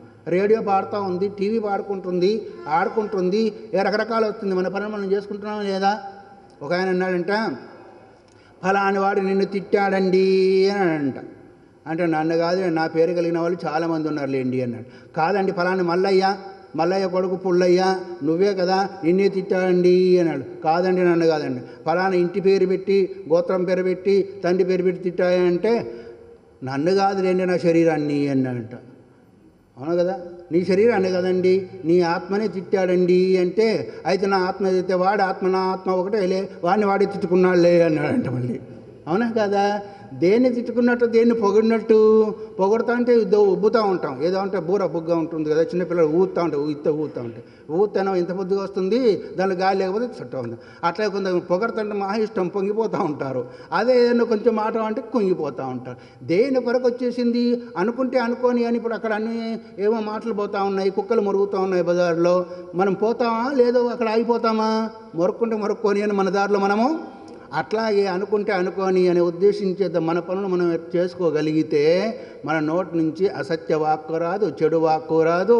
వాళ్ళని గురించినట్టు అదేంటిది టెన్షన్ అంటారు కదా, మీ ఇంగ్లీష్లో చెప్పాలంటే అది పడవలసిన అవసరమే లేదు. అందుకొరకే నోరు మంచిదైతే అది, ఆ నోరు మంచిది కావాలంటే, శుద్ధం కావాలి అంటే సత్యపోతాం వదేద్వా, సత్యం బ్రూయాత్ ప్రియం బ్రూయాత్ న బ్రూయాత్ అసత్యమప్రియం ప్రియంచ నానృతం బ్రూయాత్ ఏతద్ధర్మ సమాతన. సత్యాన్ని చెప్పు, అది కటువుగా ఉండకూడదు, ప్రియంగా, అది ఎట్లా ఉండాలి, ప్రియంగా ఉండాలి. అక్కడ ఉన్నది ఎవరా అంటే మా అమ్మ మొగడండి అని అనుకోండి, ఎవడన్నా బుద్ధి లేనివాడు. సత్యమే, అవునా కదా, మా నాన్న అంటే ఎట్లా ఉంది, మా అమ్మ మొగడంటే ఎట్లా ఉంది, అది కర్ణకఠోరంగా ఉంది, కానీ సత్యమే. ఆ సత్యం ఎట్లా ఉండాలి, ప్రియంగా ఉండాలి, ఎదుటి వాళ్ళకి వినేదానికి ప్రియంగా. అయితే ప్రియంగా చెప్తున్నామని నా అమృతం బురియాత్మని అసత్యం చెప్పకూడదు. ఇంకో ఇది ఏతద్ధర్మ సనాతన, సత్యమై ఉండాలి, ప్రియమై ఉండాలి. సత్యం ప్రియం హితంచయత్. వాక్కు యొక్క తపస్సు లోపల భగవద్గీత ఏం చెప్పింది అంటే సత్యంగా ఉండాలి, ప్రియంగా ఉండాలి, ఎదుటి ప్రాణికి హితాన్ని కలుగజేసేదిగా ఉండాలి, అది మితం కూడా ఉండాలి. అప్పుడు కానీ అవుతుందంటే అది కూడా ఒక రకంగా మౌనం కిందకి. అయితే ఈ మౌనం కిందికి ఆ మౌనం రాదు, అది కూడా ఒక రకంగా మౌనం కిందికి వస్తుంది, రానిది కాదు. కాబట్టి ఈ అంగాన్ని ముఖ్యంగా మనం ఎప్పుడైతే సంపాదించగలుగుతామో మన యొక్క బ్రెయిన్, అసలు వాక్ వల్ల ఎక్కువ శక్తి పోయినందువల్ల అసలు బ్రెయిన్ కూడా పనిచేయదు. నా బ్రెయిన్ పనిచేయడం లేదండి, నా మెదడు పనిచేయడం లేదండి, బుద్ధి పనిచేయడం లేదండి, చిరాకుగా ఉంది. ఎందుకుంది, ఆ రోజు ఎక్కువ వాగి ఉంటాం, ఏదేదో చేసి ఉంటామో, అందుకనే విచలమైపోతుంది. ఎంతకెంతకు మనం వాక్ను రక్షిస్తూ ఉంటామో అంతకంతకు మన జ్ఞాపక శక్తి పెరుగుతూ ఉంటుంది. అందుకొరకే ఆ తెలుసు ఎట్లాగైతే బ్రహ్మచర్యం చేత శరీరంలో శక్తి పెరుగుతుందో అట్లాగే వాక్కు యొక్క నియంత్రణ చేత బుద్ధి యొక్క శక్తి పెరిగేదానికి అవకాశం ఉంటుంది. అందుకని సంవత్సరేణ కృతే రతిరేకవారం. సింహం ఉంటుంది, ఆ సింహంకి సంవత్సరానికి ఒక్కసారే కామవాంఛ అంట, సంతానాన్ని కనాలి అనే ఉద్దేశం చేత. అందుకరికే దాని యొక్క బ్రహ్మచర్య స్థితి చేతనే అది ఏమనుకుంది, ఆ అరణ్యానికి అంత రాజు అయిపోయింది. మన సింహం అరణ్యానికి రాజా కాదా, పూర్వంలో చదివాం లేదా, మరి ఎందుకు ఆ శక్తిని రక్షించుకున్నారు. అలాగే భీష్ముడు వగైరా అంతా కూడా దానిలో 4 రకాలు ఏంటి, నైష్ఠిక బ్రహ్మచర్యము, గృహస్థ బ్రహ్మచర్యము, ఆ తర్వాతనో విదుర బ్రహ్మచర్యము. నైష్ఠిక బ్రహ్మచర్యం అంటే మాలాంటి వాళ్ళు పుట్టింది మొదలు ఆ శరీరం పోయేంత వరకు ఉండేది. తర్వాత మరి గృహస్థ బ్రహ్మచర్యం అంటే ఋతుకాలమందు మాత్రమే పతి పత్ని సంయోగంతో ఉండేది, తర్వాతను సోదరభావంతో ఉండేది. వద్దని ఎవరు చెప్పలేదు. ఆ విధంగా ఉంటే మంచి సంతానం కలుగుతుంది. రాజాది రాజులు కూడా సంతానం కలిగేదానికి అవకాశము ఉంటుంది. విదుర బ్రహ్మచర్యం అంటే భర్త పోయిన తర్వాత భార్య, భార్య పోయిన తర్వాత భర్త ఉండేది ఏదైతే ఉందో జీవితాంతం వరకు, ఆ విధంగానైనా శరీరంలో ఒక రకమైన శక్తి వస్తుంది. అప్పుడు మనం వాక్కును కూడా పటిష్టం చేసుకునే దానికి అవకాశము ఉంటుంది. అందుకొరకు ఒక్కొక్క ఇంద్రియం ద్వారా మనకు కొంత విలువైన శక్తి కోల్పోతాం కాబట్టి, దానిలో అన్నిటికంటే ముఖ్యమైన శక్తి వాక్కు ద్వారా పోతుంది. కాబట్టి గిరామౌనంతో బాలానా, మొట్టమొదటి దీన్ని సాధించగలిగితే తర్వాత కాష్టమౌనం అంటే మన సాధనలో కూర్చున్నప్పుడు ముందు వస్తుందండి దేహస్థితి లోపల, అప్పుడు చెప్పుకుందాము.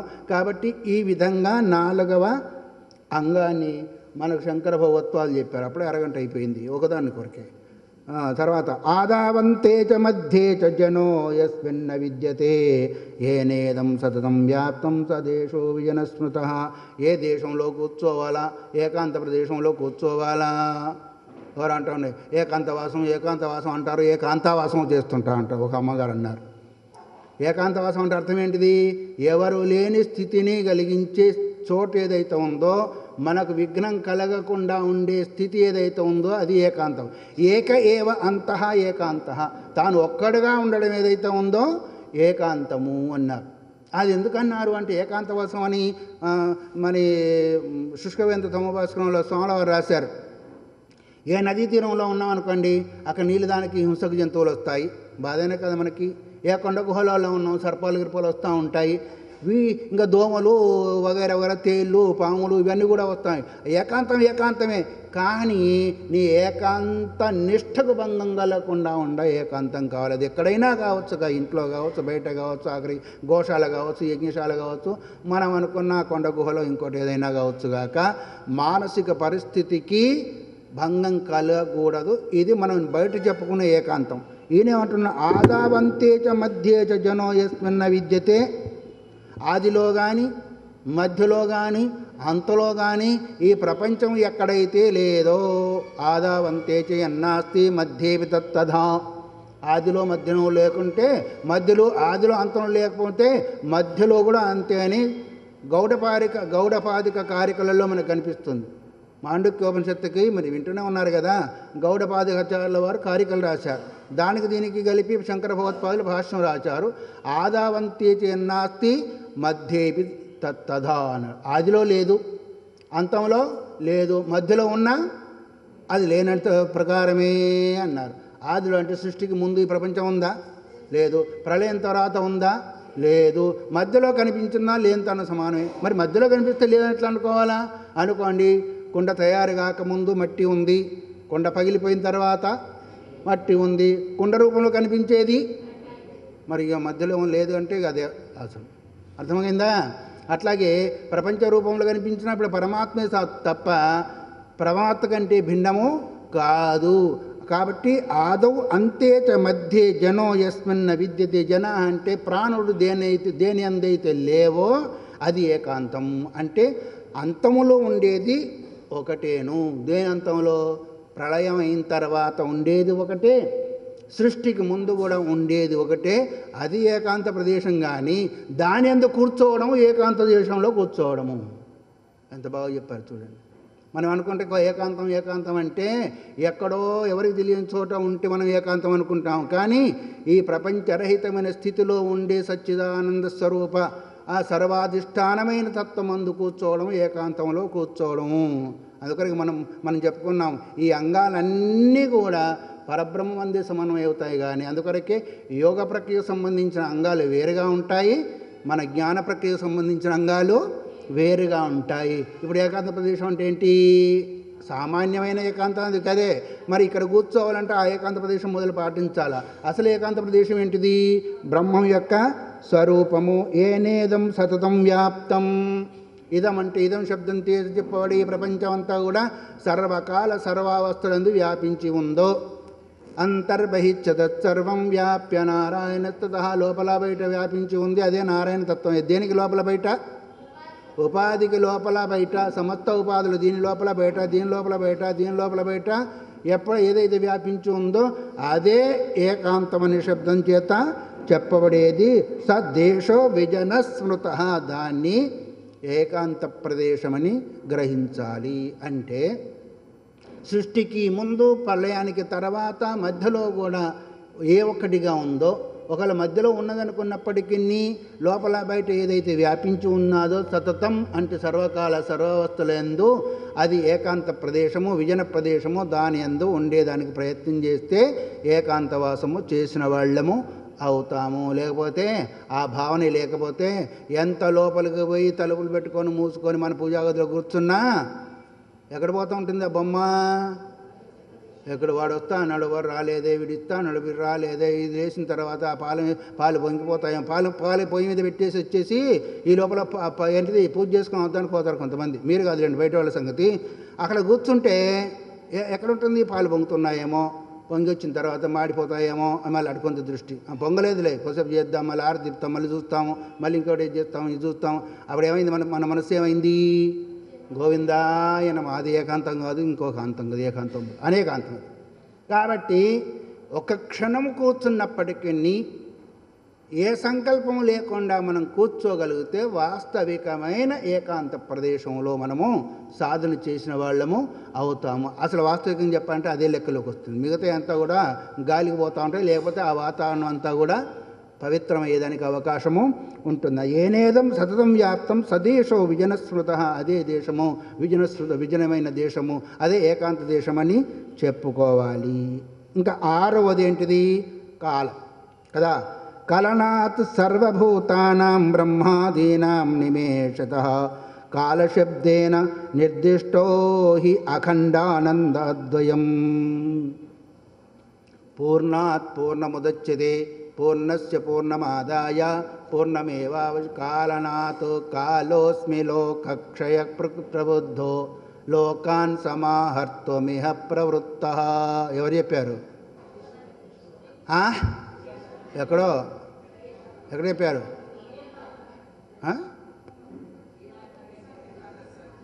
ఏకాదశాధ్యాయంలో చెప్పారు.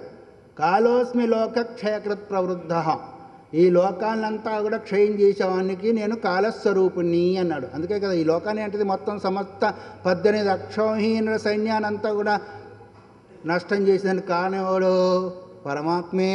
ఆయన యొక్క సంకల్పం లేకపోతే అయ్యేదానికి వీలే లేదు. అందుకు లోకక్షయకృత్ ప్రవృద్ధ అన్నాడు. కాలశ్చ నారాయణ ఎక్కడుంది? నారాయణ ఉపనిషత్తు. కాలస్వరూపం యొక్క అది కాలం, నారాయణ యొక్క స్వరూపము. అందుకరికి మనం కాలాన్ని దుర్వినియోగం చేసినట్టయితే ఏమవుతుంది, నారాయణనే అసలు మనం అవమానం చేసినట్టు అవుతుంది. అనవసరమైన ప్రసంగాలతో వగైరా అంతా కూడా దుర్వినియోగం చేస్తే ఎవరిని అవమానం చేసినట్టు? ఇప్పుడు మనం నారాయణ పూజను చేస్తున్నాం, కాలాన్ని దుర్వినియోగం చేస్తున్నాం, నారాయణని అవమానము చేస్తున్నాం. ఇక్కడ సంగతి ఏంటిది, కలనాత్ అంటే తన లోపలికి తీసుకున్నందువల్ల అయిందా. ఆ తర్వాత ఏంటిది, సర్వభూతానాం బ్రహ్మాదీనాం నిమేషతః. ఒక్క క్షణంలో ఎట్లాగైతే కాలం అంటే ఒక రెప్పపాటు సమానం నిమేషం అన్నారు. అవి కొన్ని కలిస్తే సెకండ్లు అవుతుంది, అవి కొన్ని కలిస్తే నిమిషాలు అవుతుంది, అవి కొన్ని కలిస్తే గంటలు, రోజులు వగైరా సంవత్సరము కదా.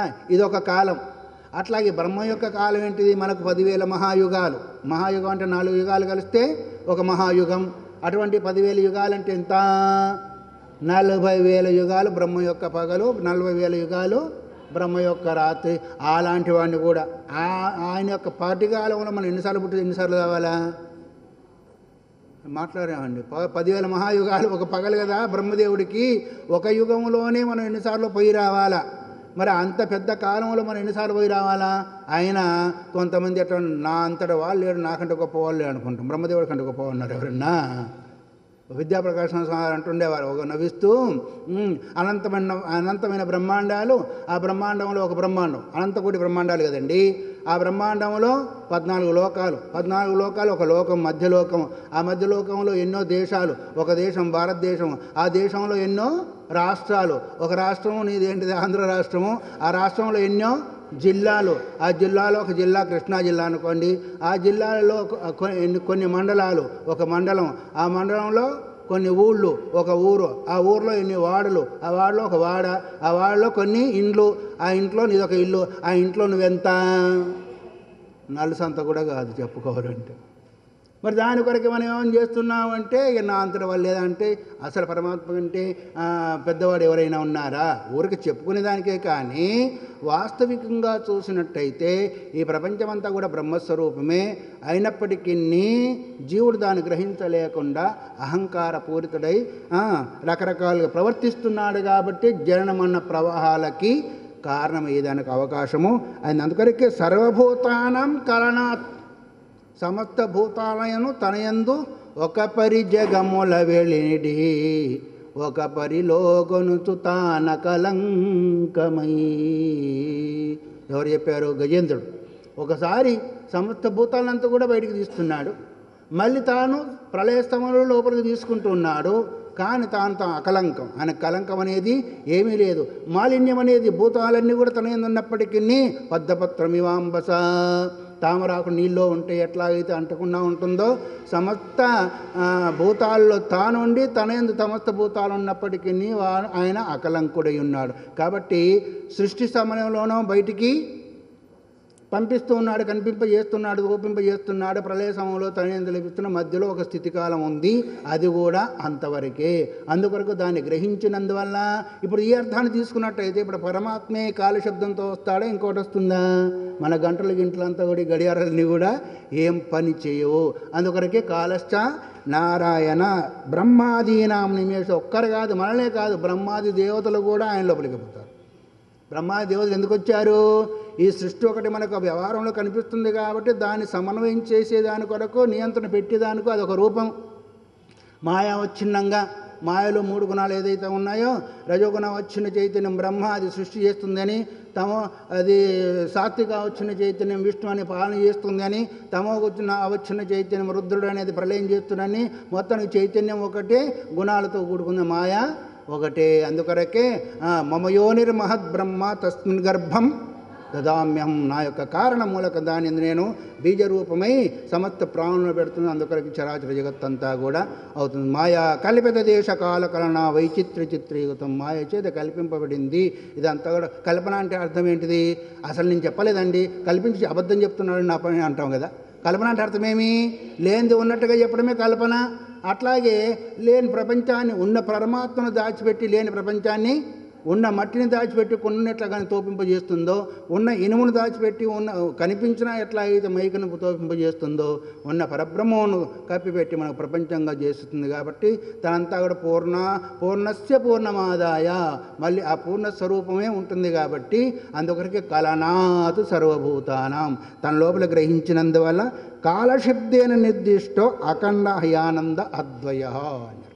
అదే కాలశబ్దం చేత చెప్పబడింది. అఖండ ఆనందము అద్వయం అంటే దానికంటే మించింది రెండవది, దాంతో సమానమైంది ఇంకొక వస్తువు, ఇంకొక శక్తి, ఇంకొక సత్తా, ఇంకొక ఆనంద స్వరూపమైంది లేదు. అందుకొరకే అఖండానంద సచ్చిదానంద స్వరూపం చెప్పేదానికి అవకాశం. అందుకొరకే కాలం అంటే ఇప్పుడు ఎక్కడ సమన్వయమైంది? కేవల పరబ్రహ్మమందే సమన్వయింది. కాబట్టి కాలశబ్దం చేత, దేశశబ్దం చేత పరమాత్మే, కాలశబ్దం చేత సమాత్మే. తర్వాత వచ్చేది ఏంటిది మనకు? 7వది ఆసనం కదా. యోగ సూత్రం చెప్పింది ఏంటి అంటే స్థిర సుఖమాసనం అన్నారు. స్థిరంగా ఉండాలా, సుఖంగా కూర్చోవాలా, కూర్చున్నంతవరకు ఏ బాధ లేకుండా ఉండాలా, మన అనుష్ఠానము చక్కగా హాయిగా శాంతిగా జరగాల, దాన్ని ఆసనం అన్నారు. ఏ ఆసనం వేసుకొని కూర్చుంటే బాగుంటుందండి అని కొంతమంది అడుగుతూ ఉంటారు. అడిగితే సిద్ధాసనం వేసుకోమన్నారు అనుకోండి, పద్మాసనం వేసుకున్నాను, ఈ ముసలితనంలో మేము ఎక్కడ వేస్తామని. ఒక ఆయన ఏం చేశారంటే, మలయాళ స్వామి చెప్పారు, మీరు ఏ గ్రంథం చదవక్కర్లే, ఒక్క శుష్కవేదం బట్టి పెట్టండి, మీకు అన్నీ అందులో వచ్చేస్తాయి. శుష్కవేదం సమభాస్కరం అన్నీ రాశారు పాపం స్వామి వారు. కాబట్టి దానిలో అన్నీ ఇచ్చారు. ఒక 3.5 గంటలు కూర్చుంటే ఆసన సిద్ధి అన్నారు. ఒక ఆయనకి అట్లా చెప్తే ఆయన కూర్చోలేదు కదా, ఇంటికి పోయి కూర్చొని ఈ తొడ మీద ఒక రాయి, ఈ తొడ మీద ఒక రాయి పెట్టుకున్నాడు. ఉండాలనే ఉద్దేశం చేత ఉంటుందా? ఎప్పుడెప్పుడు లేపాలా అంటారు. ఎందుకంటే అలవాటు లేదు. రాయి అలవాటుతో కావాలి, కానీ రాళ్ళు రప్పలు పెట్టుకుంటే అది అలవాటు అవుతుందండి.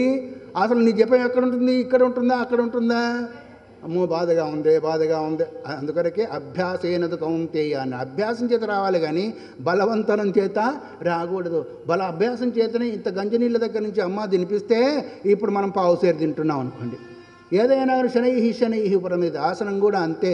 ఏ ఆసనం మీద కూర్చున్నట్టయితే మనము చక్కగా ఏ విఘ్నం లేకుండా, బాధ లేకుండా అనుష్ఠానం చేసుకోగలుగుతామో అది ఆసనం. అది యోగ సూత్రం చెప్పబడిన ఆసనం సిద్ధాసనం అన్నారు. మలయాళ స్వామి వారు ఎప్పుడు కూడా సిద్ధాసనం వేసుకొని కూర్చునేవారంట. అంటే సిద్ధులు వేసుకునే ఆసనం అది. జపంలో కూర్చున్నా, ధ్యానంలో కూర్చున్నా, ఉపన్యాసం చెప్పినా, ఆఖరికి భోజనం చేసినా, ఎక్కడ కూర్చున్నప్పటికీ అదే ఆసనంలో కూర్చున్నారు. సిద్ధాసనం అంటే అర్థం ఏంటిది అంటే, మలమూత్ర స్థానాలకు మధ్యస్థానం, ఖాళీ స్థానం ఏదైతే ఉందో దాన్ని యోని అంటారు. యోని అంటే కారణం. యోని అంటే ఏంటిది? ఇప్పుడు ఏంటిది వ్యావహారికంగా యోని అంటే ఇంకొక అర్థం చేసుకున్నా అంటే కారణము అంటే రెండు మలమూత్ర స్థానాలకు మధ్య ఈ కాలి స్థానం ఏదైతే దాని యోని. అక్కడ కుండలిని సుప్తమై ఉంటుంది. ఆ స్థానంలో ఎడమ కాలు యొక్క మడమని పెట్టి కుడి కాలు యొక్క మడమను దానిపైన పెడితే రెండు మడమల మధ్యలో మూత్రస్థానం రావాలి. అప్పుడు ఏమవుతుంది అంటే మనం అనుకున్న కుండలిని ఎడమకాలు మడి నొక్కి పడుతూ ఉంటే అక్కడ కుండలిని చలనమైపోయి సుషుమ్నా నాడి ద్వారా సహస్రారం వచ్చేదానికి అవకాశం ఉంటుంది అని యోగ పద్ధతి ద్వారా వాళ్ళు చెప్తూ ఉంటారు. అందుకొరకు ఆ ఆసనం అలా వేసుకున్నందువల్ల అక్కడ చలనం కలుగుతుందనే ఉద్దేశం చేత సిద్ధులందరూ కూడా అదే ఆసనం వేసుకుంటూ ఉంటారు. సరే, కొంతమంది బాసి పెట్టి కూర్చుంటారు వాళ్ళు కూర్చున్నట్టుగా, కొంతమంది పద్మాసనం ఈ తొడ మీద ఈ పాదం ఈ తొడ ఈ పాదం యోగాలలో మీరు చూస్తూనే ఉన్నారు. ఎట్లాగైనా ఏ ఆసనమైనా వేసుకోండి, కానీ స్థిరంగా అంటే చాలాసేపు కూర్చోవాలా, సుఖంగా అంటే కూర్చున్నంత వరకు హాయిగా ఉండాలి. ఒక అరగంట కూర్చోవాలంటే ఇప్పుడు ఏమవుతుంది? నడుము పోతుంది, నడుము వంగుతూ ఉంటుంది, ఇంకెట్లా ఉండాలి? నిటారుగా ఉండాలి కదా, మనకి ఇట్లా పోతూ ఉంటుంది. ఇట్లా కూర్చోమంటే నేను చెప్పితే వినను, చేసి అలసిపోయాను, నన్ను ఏం చేయమంటారు, ఇట్లా పోతూ ఉంటుంది. ఇట్లా ఎందుకు పోతుంది అంటే దానికి అలవాటు లేదు. ఇలా కూర్చున్నందువల్ల ఏమవుతుందంటే ఆ సుషుమ్నా నాడి ద్వారా వాయు సంచారం జరిగినప్పుడు ఏమవుతుందంటే నిద్రాదులు రాకుండా ఉంటుంది. అందుకొరకే సమంకాయ శిరోగ్రీవం ధారయన్ అచలం స్థిర. భగవంతుడు కూడా అందులో చెప్పేదానికి కారణం ధారణ అచలంగా ఉండాలి, కదలకుండా స్థిరంగా కూడా ఉండాలి. అప్పుడు కానీ సాధన బాగా జరుగుతుంది, నిద్రాదులు వచ్చేదానికి వీలు లేదు. లేకపోతే ఏమవుతుందంటే తూగు వస్తూ ఉంటుంది. మొట్టమొదటిది ఏంటిది? విఘ్నము అంటే తూగు. అది రాకుండా ఉండాలంటే సుషుమ్నా నాడి నిటారుగా ఉండి వాయు సంచారం అందులో జరుగుతూ ఉండాలి. ఇది యోగ పద్ధతిలో చెప్పబడిన ఏంటిది? ఆసనం. సరే, శంకర భగవత్పాదులు చెప్తున్నామండి అది ఆసనం ఏంటిదో? సుఖేనైవ భవేది యస్మిన్ అజస్రం బ్రహ్మచింతనం. సుఖేనైవ యస్మిన్, దేని యందు సుఖస్వరూపంగా చింతన జరుగుతుందో, దేని ఎందు జరుగుతుంది? అది కూడా బ్రహ్మస్వరూపం, బ్రహ్మం తప్ప, ఆ బ్రహ్మస్థానం తప్ప, బ్రహ్మచింతన తప్ప, ఆ బ్రహ్మ ఆసనం తప్ప ఇంకొక దగ్గర జరిగేదానికి అవకాశము, ఒకవేళ జరిగినా అని ఎతికించి జరుగుతుందే కానీ నీకు నిరంతరము జరగదు. అందుకొరకి సుఖేనైవ, సుఖంగా ఉండాలి. ఆ తర్వాత ఏంటిది? అజస్రం, నిరంతరం, ఒకప్పుడు ఉండి ఒకప్పుడు కాదు. మనకు ఒక క్షణం కలిగితే ఇంకొక క్షణం కాదు. ఆ స్వరూప అవస్థానంలో ఉన్నప్పుడు ఇతరం చింతన రానప్పుడు ఎంత హాయిగా ఉంటుంది. మనకు మనసు నిలిచిన సమయం చూడండి ఎంత హాయిగా ఉంటుంది. అబ్బో ఈరోజు బాగా జరిగింది అని అనుకుంటాం. నిద్ర బాగా గాఢ నిద్ర పట్టినాడు రోజు ఏమంటాం మనము? ఎంత హాయిగా ఉంది అంటాం. సరిగా నిద్ర పట్టకుండా సుషుప్తి కలగకపోతే ఆ రోజు ఎట్లా ఉంటుంది? చిరాగ్గా ఉంటుంది. అట్లాగే ఆసనం అంటే సుఖంగా ఎక్కడైతే నువ్వు కూర్చోగలుగుతావో, బ్రహ్మచింతన చేస్తావో. అజస్రం అంటే నిరంతరంగా ఉండాలి. ఎందుకు? ఆసక్తి రామృత కాలం, నిద్ర లేచింది మొదలు నిద్ర. అందుకొరే సర్వేషు కాలేషు అన్నారు భగవద్గీత కూడా. అయితే మిగతా పనులు చేసుకోవద్దంటే మిగతా పనులు చేసుకోవచ్చు, భావన మాత్రము అక్కడ ఉండాలా, పనులు జరుగుతూ ఉండాలా. పశ్యన్ శృణ్వన్ శ్వసన్ జగ్రన్ అశ్నన్ గచ్చన్ సపన్ శశన్.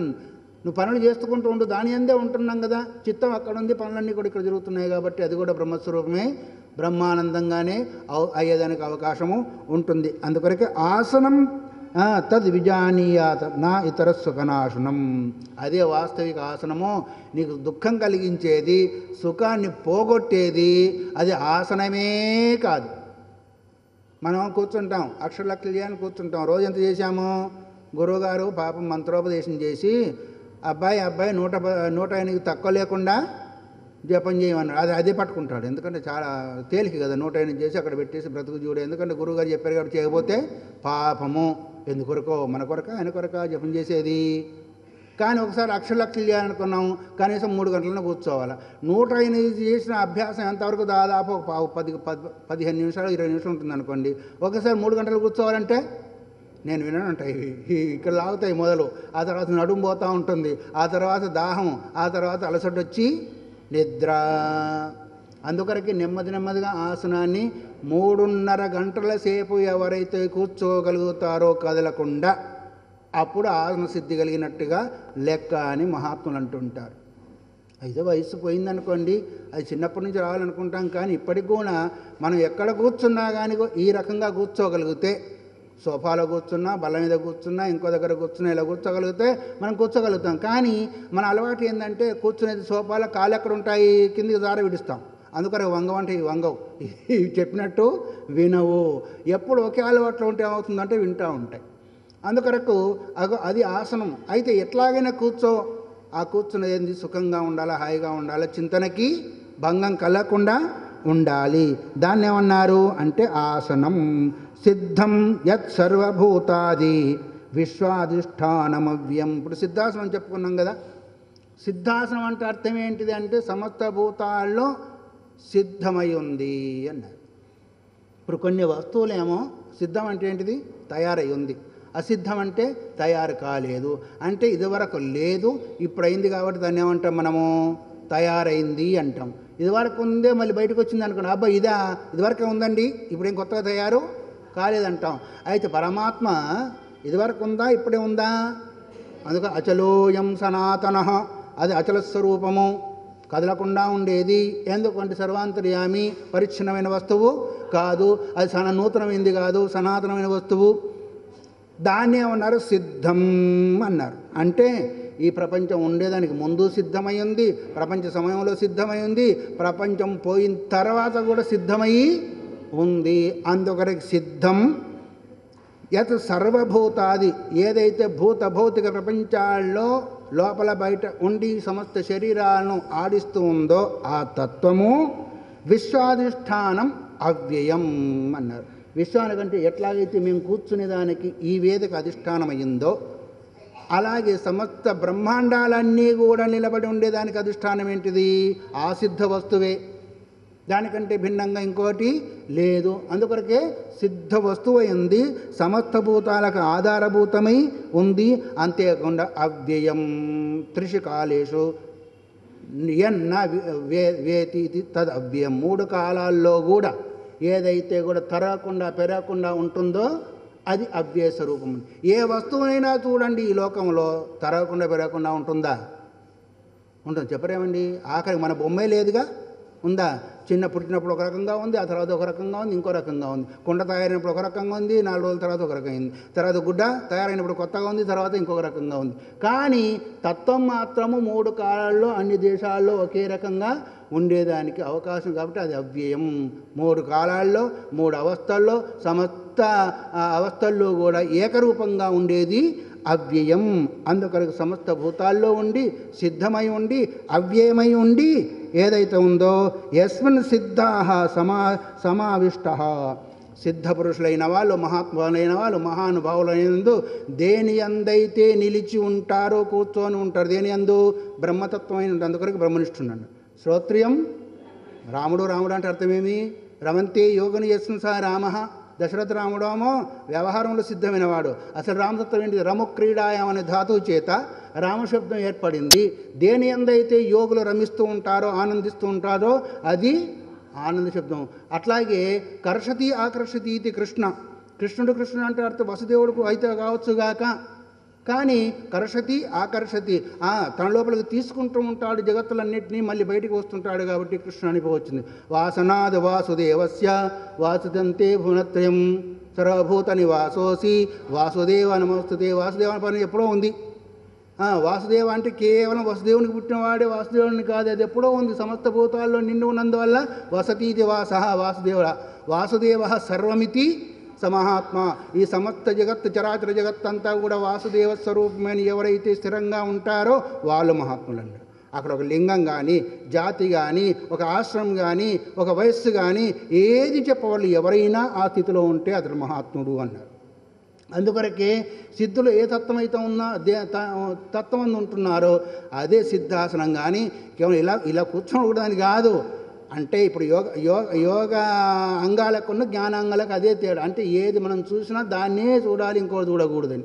ఇంకోటి చూస్తే ఏమవుతుంది, మన చిత్తవృత్తి వేరైపోతుంది. అందుకని ఎప్పుడు నిరంతరం దాన్నే చూస్తే ఏమవుతుంది అంటే దాన్ని విచారిస్తూ ఉంటే, దాన్ని అనుభవిస్తూ ఉంటే, దాన్నే భావిస్తూ ఉంటే అదే ఉంది. యద్భావం తద్భవతి అన్నది. ఏది భావిస్తూ ఉంటామో అదే అవుతూ ఉంటుంది. నిద్రపోయేదానికి ముందు ఏది భావన చేసుకుంటూ పోతాం, స్వప్నంలో కూడా సాధ్యమైనంతవరకు అదే వస్తూ ఉంటుంది. ఇక్కడ సేవ చేసే ఉన్నారు అనుకోండి, నిరంతరం ఉదయం చేస్తున్న సాయంత్రం నిద్రపోయిన తర్వాత అక్కడ కూడా స్వాములు వచ్చినట్టుగా, వడ్డం చేసినట్టుగా, ఏదో చేసినట్టుగా వస్తుందా లేదా? అప్పుడు వస్తూ ఉంటుంది. అట్లాగే ఉపన్యాసం విన్నట్టుగా చెప్పినట్టుగా. అందుకొరకే నిరంతరము వ్యవహారంలో ఉన్న పరమార్థంలో ఉన్న అదే చింతన ఉన్నట్టయితే ఆ భావంతో చేసే పనులంతా కూడా దోషాన్ని అంటబడదు అనే భావం చెప్పేదానికి కారణం. అందుకొరకు సిద్ధులు దేని అయితే ఉంటున్నారో సమావిష్ట తద్వై సిద్ధాసనం అన్నారు. సిద్ధాసనం అంటే ఈ విధంగా కూర్చోవడమే సిద్ధాసనం కాదు.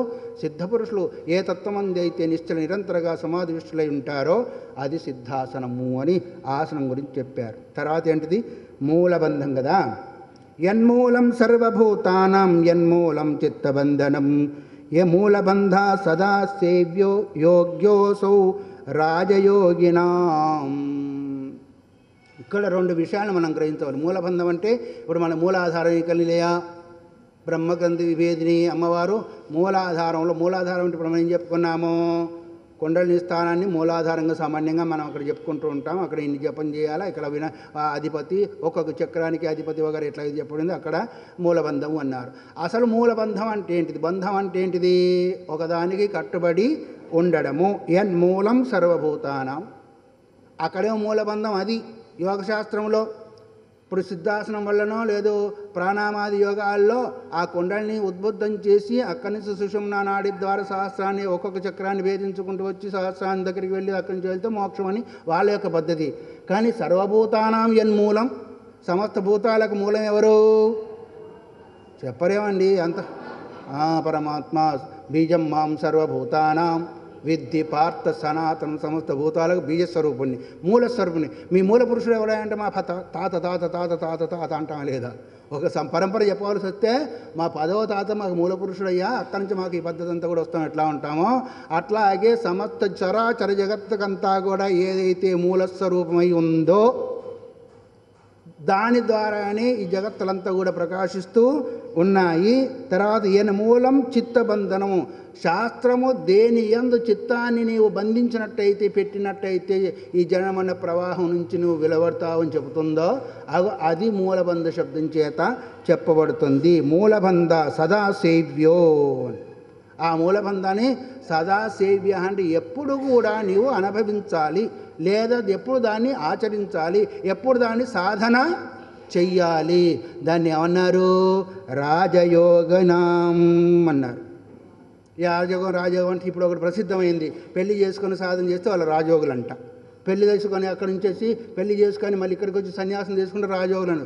రాజవిద్య రాజగీయం. రాజయోగం అంటే ఈ విధంగా చేసింది యోగం ఏదైతే ఉందో అది రాజయోగం. కానీ ఇప్పుడు ఏదో అక్కడ అనిపించే వరకు అక్కడ అనుభవిస్తాం, మళ్ళీ ఇక్కడికి వచ్చిన తర్వాత ఇది కూడా కొంతమంది అట్లా కూడా ఉన్నారు. అక్కడ అనిపించేంత వరకు అక్కడ అనుభవిస్తారు, మళ్ళీ సన్యాసం తీసుకొని ఇక్కడ అనిపించేది అట్లా రాజయోగం అని చెప్పేదానికి అవకాశమే లేదు. అది గృహస్థాశ్రమైంది, సన్యాసాశ్రమైంది, ఆశ్రమం వేరైపోయింది. రాజయోగం ఎట్లా అవుతుంది?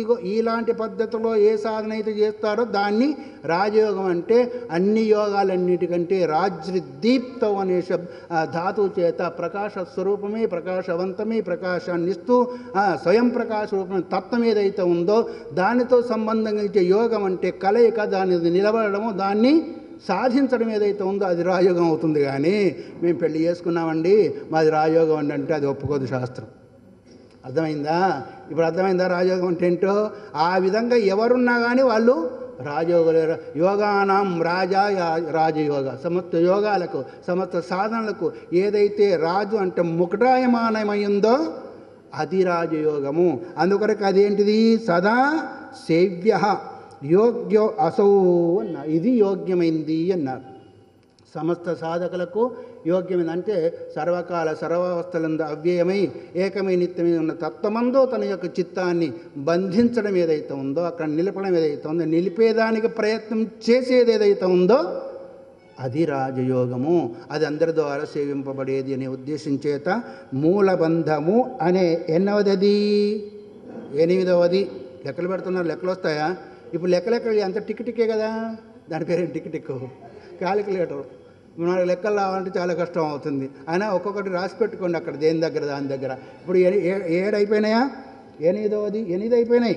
9వది అంగానాం సమతాం విద్యాత్ సమే బ్రహ్మ నిలీయతే నోచేన్నైవ సమాన త్వం రుజుత్వం శుష్క వృక్షవత్ అన్నారు. ఏమన్నారు? 7వది ఏంటిది? 8వది కాదు, 9వది. 9వది ఏంటిది అంటే దేహ సామ్యం. దేహ సామ్యం అంటే దేహము సమానంగా ఉండాలి కదా. సమంకాయ శిరోగ్రియం వివిక్త దేశేచ సుఖాసనస్థ శుచి సమగ్రీవ శిరశరీర, అక్కడ కైవల్య స్థితి. ఇక్కడేమో వివిక్త దేశ ఆసీనో, ఇదేంటిది శివగీత. ఏది చెప్పినప్పటికీ ఇలా నిటారుగా కూర్చున్నప్పుడే మనకు సాధన బాగా జరుగుతుంది, లేకపోతే అంతే. ఇప్పుడు మలయాళ స్వామి వారి ఫోటో ఎక్కడైనా చూడండి ఇలాగ అనిపిస్తుంది మీకు. ఆయన ఆ సాధన చేసి అలా అయింది. ఆ విధంగా ఎట్లా ఉండాలా, అంగానాం సమతాం విద్యాత్, అంగాలన్నీ కూడా సమానంగా ఉండాలి, ఏమాత్రం కూడా వంగకుండా. ఇప్పుడు మనకు వంగుతాయి లేని, ఎందుకంటే మనది మొదటి నుంచి పెట్టింది కాదు కదా. ఇప్పుడు ఏం చేయాలంటే కుక్క తోకకు ఏదో కడతారు కదా, బద్దలు కట్టినట్టుగా దీన్ని కూడా కడితే ఉంటుంది, అప్పటికి కూడా ఉండదు, ఎందుకంటే అలవాట్లేదు కాబట్టి పోతూనే ఉంటుంది. నేను ఉండను నేను చేయలేను అంటూ ఉంటుంది. అది ఎందుకు, దానికి అలవాట్లేదు. అది ఎప్పుడు కూర్చున్నా కానీ అది అట్లా వంగిపోయింది. ఇప్పుడు ఈ సమయంలో కూర్చోమంటే నాతో కాదు అంటుంది. అందుకొరకే 4ంటికి వయస్సు అనేది ప్రాముఖ్యం. విద్యకి, సంతానానికి, తపస్సుకి, ధన సంపాదనకి. ఈ వయసులో ఈ 4 ఎవరైతే సంపాదించలేరో వయసు అయిపోయిన తర్వాత దొరికేది దొరకవని కాదు, చాలా కష్టం. విద్య చిన్న వయసులో చదవకపోతే రాదు. తపస్సు చిన్న వయసులో అంటే దాదాపు 50 సంవత్సరాల లోపల. చిన్న వయసు అంటే మరి పిల్లలప్పుడు 50 సంవత్సరాలు వింటుందిలేండి పాపం బొమ్మ. ఆ తర్వాత మళ్ళీ కొంచెం ఇప్పటికి 30 సంవత్సరాల నుంచి పోతుంది అనుకోండి ఈ కాలానికి. కాబట్టి ఇక సామ్యం, దేహ సామ్యం అంటే ఎక్కడ ఉండాలి అది? ఇదేమో మనం బయట ప్రపంచంలో చెప్పుకునే విషయం. శంకర భగవత్పాద దేహసామ్యం అంటే ఆయనది కూడా వినాలిగా. అంగానాం సమతాం విద్య సమో బ్రహ్మని లీయతే, సమస్త అంగాలన్నీ కూడా కంజాక్షునకు కాని కాయంబు కాయమే. ఆ తర్వాత పవన గుంభిత భస్త్రిగా అని చెప్పాడు కదా. సమస్త ఇంద్రియము కూడా ఆ తత్వాన్ని చూసేదిగా, వినేదిగా, ఆచరించేదిగా ఉండాలి. ఇది దేవసామ్యం.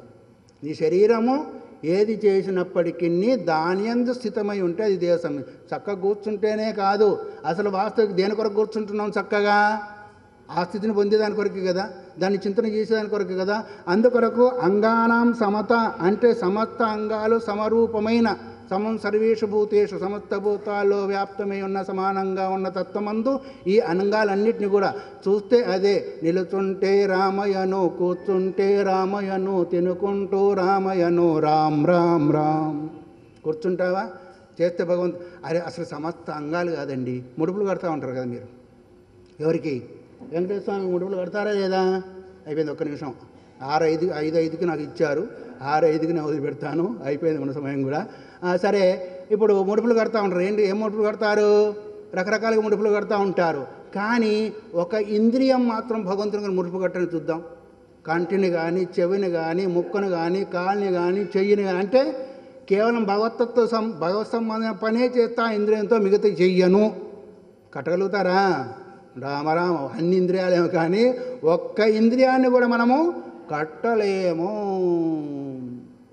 ఓం తత్సత్. మనమున్నాం.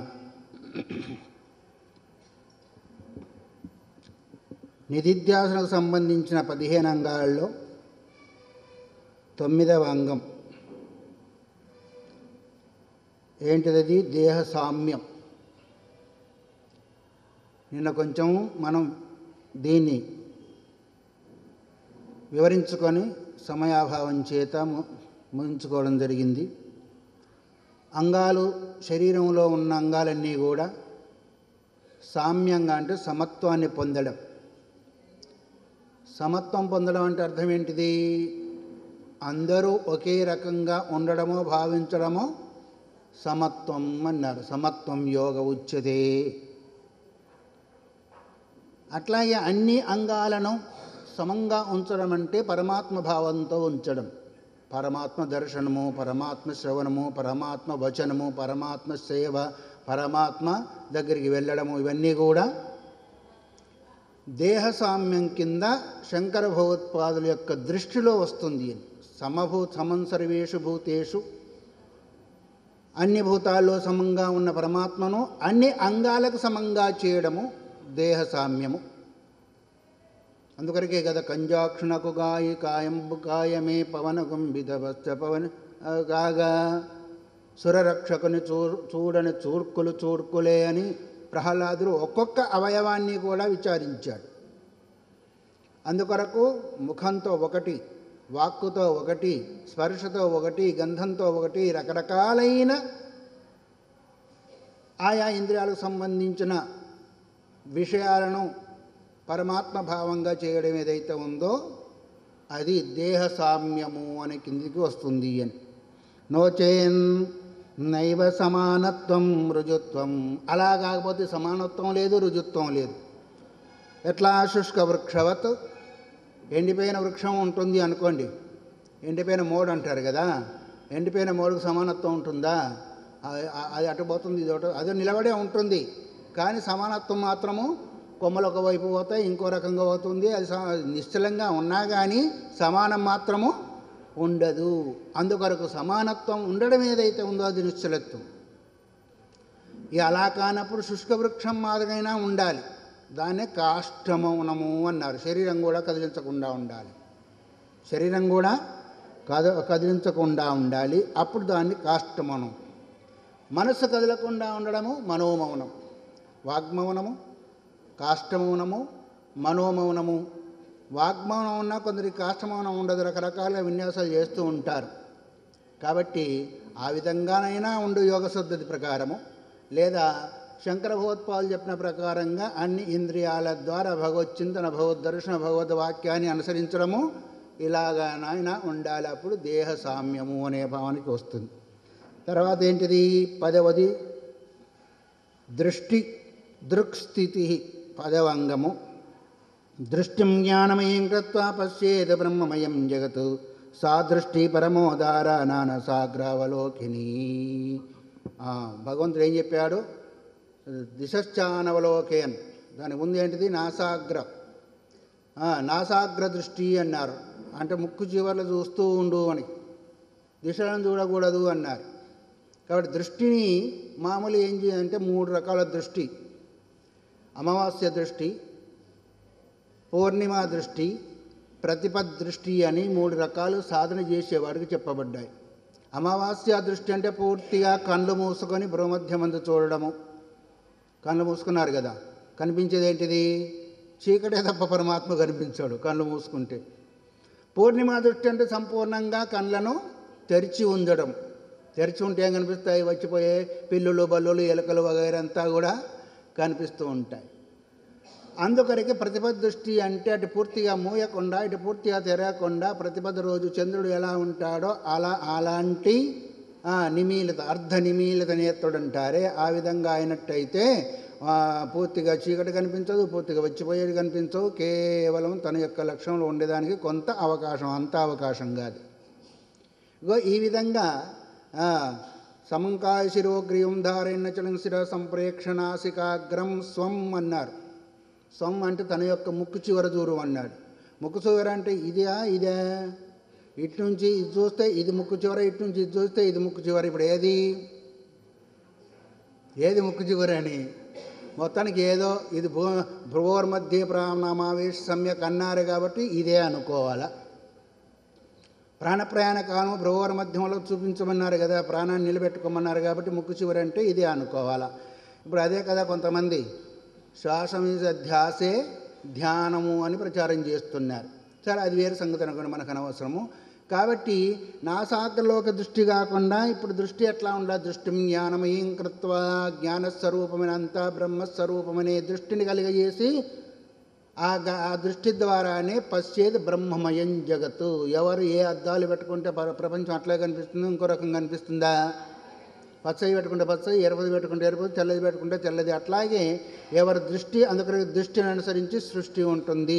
నువ్వు అనుకున్నట్టు నేను లేను, నీ దృష్టి అలా ఉంది నా పైన, నీ భావన అలాగుంది అని మనం వ్యవహారంలో అంటామా లేదా? అంటాము. అట్లాగే ఆ భావపూరితము, దృష్టిపూరితం ఏం పూరితం చేయాలా? బ్రహ్మ దృష్టి చేసుకోవాలి. దృష్టిం జ్ఞాన దృష్టి చేసుకున్నట్టయితే చూసేది ఏంటిది? అంత జగత్తునంతా కూడా బ్రహ్మమయంగా చూడగలుగుతాడు. ఓం.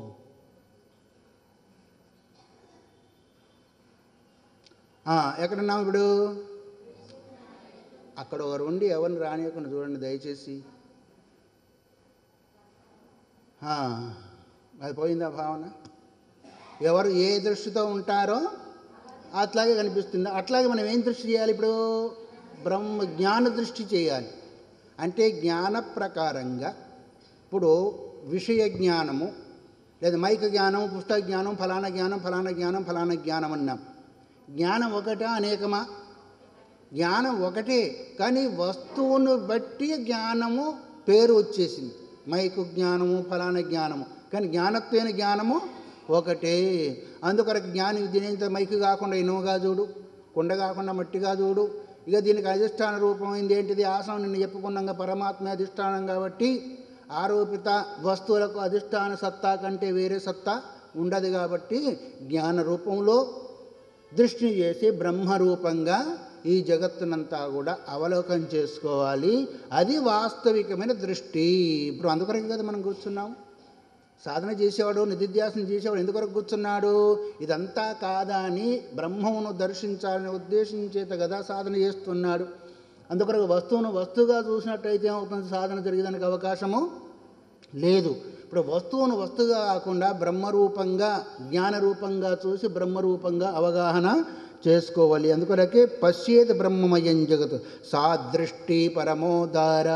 ఆ దృష్టి ఏదైతే ఉందో ఆత్మవత్ సర్వభూతాని, నీ ఆత్మ ఆత్మౌపమ్యేన సర్వత్రా సమం పశ్యతియో అర్జున సుఖం వా యది వా దుఃఖం సయోగి పరమా. ఆ యోగి నీకేది దుఃఖం అనుకుంటావో అది ఇతరులకు కలిగించకు, నీకేది సుఖం అనుకుంటావో అది ఇతరులకు కలిగించు. అందుకొరకే ఇది తన ఆత్మ ఉద్ధరణకు తొలగించు, విఘ్నాలు కలిగిన తొలగించుకుని ఉంటుంది. ఇతరుల ఆత్మోద్ధరణకు పాటుపడేది సనాతన ధర్మం అని మలయాళ స్వామి వారి వాక్యం. అట్లాగే ఆత్మ ఉపమ్యేన సర్వత్రా అని భగవద్వాక్యం. నీవు ఆత్మ ఉపమా ఎత్ర, నీ సుఖాన్ని గురించి నువ్వు ఎట్లా అయితే చూస్తూ ఉన్నావో, నీకే సుఖానికి ఏదైనా అడ్డం తొలగించదని ప్రయత్నం చేస్తున్నావో, అప్పుడు ఈ ఎదుటివాన్ని కూడా ఆ విధంగానే భావించి చేస్తే అది పరమయోగము అన్నారు. అటు భగవద్గీత చెప్పినా, ఇటు శంకర భగవత్పాదులు చెప్పినా విషయం ఏంటిది అంటే పరమాత్మ కంటే భిన్నము లేదు. అంత పరమాత్మ స్వరూపంగా భావించడం దృష్టి ఏదైతే ఉందో ఆ దృష్టి. అందుకొరకే దివ్యం దదామి తే చక్షు అన్నాడు భగవంతుడు భగవద్గీతలు. దివ్యం అంటే దేవతా సంబంధమైన లేదా దేవత ప్రకాశ సంబంధమైన చక్షునిస్తున్నాయి. ఎందుకంటే ఆయన యొక్క రూపం ఏంటిది? ప్రకాశ స్వరూపమా కాదా పరమాత్మది? ఏం ప్రకాశము? దివి సూర్య సహస్రస్య భవే దిగవదిత్య దదా. కొన్ని వేల సూర్యులు ఒక్కసారి ప్రకాశిస్తే ఎలాంటి ప్రకాశం వస్తుందో అలాంటి కొన్ని వేలు అన్నాడు, కానీ ఇంత అంత అని చెప్పాల. అలాంటి ప్రకాశమైన స్వరూపాన్ని చూడాలంటే మన చక్షువు ఏం కావాలా? ప్రకాశ స్వరూపం కావాలా వద్దా? అదే జ్ఞాన ప్రకాశము. వస్తువును ఎట్లా అయితే జ్ఞానం ప్రకాశింపజేస్తుందో దృష్టి కూడా జ్ఞాన ప్రకాశంగా చేసుకున్నట్టయితే బ్రహ్మమయంగా కనిపించేదానికి అవకాశము ఉంటుంది. ఇది వాస్తవిక దృష్టి. కానీ నాసావగ్ర ముక్కు చివర చూడడం ఏదో చూస్తూ ఉంటాం. ఏమవుతుంది? కంట్లో నుంచి నీరు కాలుతూ ఉంటే ముక్కులో నుంచి నీరు కారుతూ ఉంటుంది, అంతే తప్ప ఏమి. అయితే అది తప్పు అని కాదు, దానివల్ల కూడా ఏకాగ్రత వస్తుంది. ప్రారంభ సాధకుడు ఉండవలసిందే, లేకపోతే ఏమవుతుంది అంటే మనకు సాధన సిద్ధించదు. దాని ప్రకారంగా నెమ్మది నెమ్మది ఎప్పుడైతే ఏకాగ్రతకు వస్తుందో ఈ దృష్టిని మనము సాధించాలి. అందుకొరకే బయట చెప్పిన అంగాలు వేరు, భగవత్పాదుల వారు చెప్పిన అంగాలు వేరు. అయితే ఆ అంగాలు లేకుండా సాధకుని యొక్క మానసిక స్థితి ఏకాగ్రత వచ్చేదానికి అవకాశము లేదు. మొదలు దాన్ని అలవాటు చేసుకొని దానితో పాటు దీన్ని కూడా అలవాటు చేసుకోగలిగినప్పుడు సాధనలో ముందుకు వెళ్ళగలుగుతాడు. ఇప్పుడు ఇది మళ్ళీ 11వది ఏంటిది? 11వది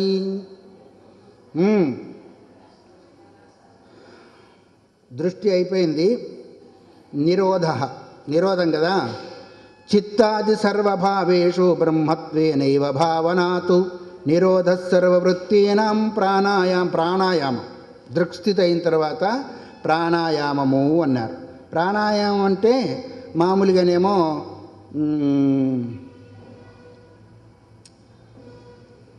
లోకంలో ప్రచారమైంది ఏమి అంటే రేచక పూరక కుంభకం, బాహ్య కుంభకము ఆంతర్పుంగము, తర్వాత భస్త్రీ ప్రాణాయామం, శీతళీ ప్రాణాయామం అని రకరకాలుగా చెప్పబడింది. రేచకం అంటే లోపలున్న గాలిని బయటికి వదలడము, పూరకం అంటే బయట ఉన్న గాలిని లోపలికి తీసుకోవడము. కుంభకం అంటే లోపలికి రాకుండా బయటికి రాకుండా అలాగే నిలపడము. తర్వాత భస్త్రి అంటే ముక్కుతో మాత్రమే స్పీడ్గా తీసుకోవడం. మీరు అంటే టీవీలో చూస్తూనే ఉంటారు. శీతలి అంటే ముక్కుతో కాకుండా ఇది నాలుకతో ఇలా పెట్టి తీసుకోవడము. దానివలన వేడెక్కుతుంది, దీనివల్లనేమో చల్లదనం అవుతుంది. అయితే ఈ ప్రాణాయామం భస్త్రి ప్రాణాయామం చలికాలం చేయాలి వేడి కావాలంటే, శీతలి ప్రాణాయామం వేసవి కాలము చేయాలి శీతలం కావాలనుకుంటే. మామూలు ప్రాణాయామం మరి సామ్యావస్థలు చేసుకునే దానికి ఆ ప్రాణాయామం కావాలా. ఇంకా దీనికంటే ముందు నాడీ శుద్ధి అని ఒకటి మీకు మంత్రం చెప్పినప్పుడు గురువులు చెప్పే ఉంటారు, నాడిని శుద్ధి చేయవలసి ఉంటుంది. ఇంకో ఈ విధంగా ప్రాణాయామం మామూలుగా బయట చెప్పబడింది. కానీ శంకర భగవత్పాదుల యొక్క అభిప్రాయంలో ప్రాణాయామం ఏంటిది అంటే, ఒక శ్లోకం పోయిందా మరి చెప్పడం లేదేంటి? నేనే దొంగనంటే నాకంటే దొంగలైపోయారు మీరు. ఎందుకంటే నాకు టైము లేదు, ఇంకా ఉన్నది 2 గంటలు, శ్లోకాలు 40 గబగబ కావాలని ఆపతి. అందులో ఒక్కొక్క శ్లోకమే మింగేసేసాను. సరే, దృష్టిలోనే ఇంకొక దృష్టి దర్శన దృశ్యానాం విరామో ఎత్ర వా భవేత్ దృష్టి తత్రైవ కర్తవ్యాన నాసాగ్రావలోకిని అన్నారు. దృష్టి దర్శన దృశ్యానాం అన్నారు. ఇది త్రిపుటి. దృష్టి, దర్శనము, దృశ్యం. దృష్టి అంటే చూసేది, దృక్కు. దర్శనం అంటే చూపు, దృశ్యం అంటే చూడబడే వస్తువు. అందుకే జ్ఞాత జ్ఞానము జ్ఞేయం, ధ్యాత ధ్యానము ధ్యేయము, ద్రష్ట దృశ్యము దర్శనము. ఎలాగైతే త్రిపుటి ఉందో ఈ మూడింటి యొక్క విరామో ఎత్ర భవేతు. ఎత్ర అంటే ఏ బ్రహ్మమందు అవుతుందో. చూసేవాడు చూపు, చూడబడే వస్తువు అక్కడికి వెళ్ళిన తర్వాత మళ్ళీ కనిపించే అవకాశం ఉండదు, ఇంకా చూడబడేది ఉండదు. అక్కడికి అసలు ఇంద్రియాలే పోవు. ఇంద్రియాభావం అయినందువల్ల అక్కడ విరామము, విశ్రాంతి. ఎట్లా అయితే మనసు సుషుప్తిలోకి పోయిన తర్వాత దానికి విశ్రాంతి ఉంటుందా లేదా? ఉంటుందా లేదా? సుషుప్తికి పోక్కర్లే. ఇప్పుడు మనము అందరం ధ్యానంలో కూర్చుంటే చాలు, విశ్రాంతి దొరుకుతుందా లేదా? మాట్లాడేవండి. జ్ఞానంలో కూర్చుంటే ఏమవుతుంటుంది? ఊగుతూ ఉంటుంది తలకాయ ఊగుతూ ఉంటుంది. ఎందుకు అంటే అది ఊగించేది లేదు, అది పోయింది, ఎక్కడికో పోయింది. అక్కడ కూడా బాగా, ఎందుకంటే పరిశ్రమ చేసి ఆ ధ్యానంలో కూర్చుంటారు కాబట్టి కొంతమంది నిద్రా సమాధి స్థితికి వచ్చేస్తుంది. అట్లా కాకుండా దృష్టి దర్శన దృశ్యానాం, ఏ దృష్టి కేవలం నేత్రంతో చేసే దృష్టి కాదు, సమస్త జ్ఞానేంద్రియాల యొక్క త్రిపుటి. సమస్త జ్ఞానేంద్రియాల యొక్క దృష్టికి ఏమైంది? చూసేవాడు చూపు, చూడబడేది. వినేవాడు వినికిడి, వినబడే వస్తువు. అట్లాగే తినేవాడు తినబడేది, తిండి 3. అట్లాగే వెళ్ళేవాడు వెళ్ళబడేది, వెళ్ళడము. ఇగో సమస్త జ్ఞానేంద్రియాలకు సంబంధించిన త్రిపుటి ఏదైతే ఉందో, ఎక్కడికి వెళ్ళిన తర్వాతనైతే విశ్రాంతిని పొందుతుందో అదేంటిది? అక్కడ పెట్టు దృష్టి అన్నాడు. ఎక్కడ పోయిన తర్వాత యతోవాచో నివర్తంతే అప్రాప్య మనసాస, ఎక్కడికి వెళ్ళిన తర్వాత ఈ యొక్క త్రిపుటి పని చేయకుండా ఉంటుందో, తన్మయమైపోతుందో ఆ వృత్తి కూడా, అక్కడ దృష్టి పెట్టాలి. అది వాస్తవికమైన దృష్టి అన్నారు. అవునా? అందుకొరకే దృష్టి దర్శన దృశ్యానాం విరామో ఎత్ర వా భవతి. ఎత్ర అంటే ఏ పరబ్రహ్మమందైతే విశ్రాంతిని పొందుతుందో. ఎందుకంటే అక్కడికి పోయిన తర్వాత మళ్ళీ సమస్త వేదాలు కూడా అక్కడికి పోయిన తర్వాత ఆగిపోయి చెప్పలేకుండా. అందువల్ల దృష్టి తత్రైవ కర్తవ్య నాసాగ్రవలోకిని. దృష్టి అక్కడనే ఉండాలి కానీ ముక్కు చివర చూస్తేనే దృష్టి అనేది కాదు అని ఈ విధంగా త్రిపుడి రాహిత్యాన్ని బోధిస్తూ, త్రిపుడి రాహిత్యం ఎక్కడవుతుంది? బ్రహ్మమందే అవుతుంది. ఎందుకంటే అక్కడ ఇంద్రియ యొక్క చలనం లేదు. ఇంద్రియ చలనం ఎప్పుడైతే లేదో మనస్సు కూడా అక్కడ వెళ్ళేదానికి లేదు.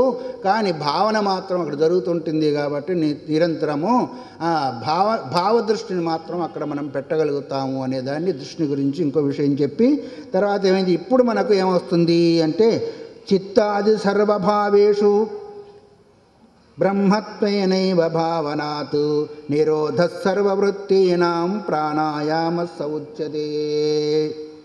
ఇప్పుడు ప్రాణాయామం మొదలు మనం చెప్పుకున్నాం కదా, 3 రకాల 4 రకాల ప్రాణాలు, రకరకాల ప్రాణాయామం ఉంది. అంటే ప్రాణాన్ని యమనం అంటే నియమనం చేయడం, ఒక పద్ధతిలో నడపడము అన్నారు. మామూలుగానైతే జీవుడికి రోజుకి 24 గంటలకి 21,600 సార్లు శ్వాస ఆడుతుంది అన్నారు. ఇదివరకు సామాన్య వ్యవస్థలో, కానీ పనిచేసే వాళ్ళకు, పరిగెత్తే వాళ్ళకు వగర వగర ఇంకా అంతకంటే కూడా ఎక్కువ ఆడుతూ ఉంటుంది. కాబట్టి శ్వాసకు ఆయుష్కు సంబంధం ఉంది. శ్వాసకు ఆయుష్కు ఎంతకంతకు శ్వాస ఆడుతూ ఉంటుందో అంతకంతకు ఆయువు క్షీణమవుతూ ఉంటుంది. కానీ ప్రాణాయామం చేసే వాళ్ళు చూడండి, వాళ్ళ యొక్క ఆయుష్ పెరిగిపోతుంది, సాధ్యమైనంత వరకు పెరిగే అవకాశము. అందుకొరకే త్రైలింగ స్వామి అని ఒకరు ఉండేవారు, కాశీలో ఉండేవారంట, మన తెలుగువాడే. ఆయన 230 సంవత్సరాలు జీవించినట్టు జీవిత చరిత్ర చెప్తూ ఉంది. కాబట్టి ప్రాణాయామాభ్యాసం చేత ప్రాణవాయువును మనము ఎంతకెంతకు తగ్గించుకుంటే అంతకంతకు మన మనస్సు నిలకడకు వస్తుంది, ఆయుష్ కూడా పెరిగేదానికి అవకాశము ఉంటుంది. కాబట్టి రేచకపూరక కుంభకాఖ్యమైన ప్రాణాయామము సామాన్యంగా బయట చెప్పబడింది. భస్త్రీ ప్రాణాయామం, శీతళీ ప్రాణాయామం, ఇంకా రకరకాల ఎన్నో రకాలుగా హఠయోగ పద్ధతిలో మనకు చెప్పబడింది.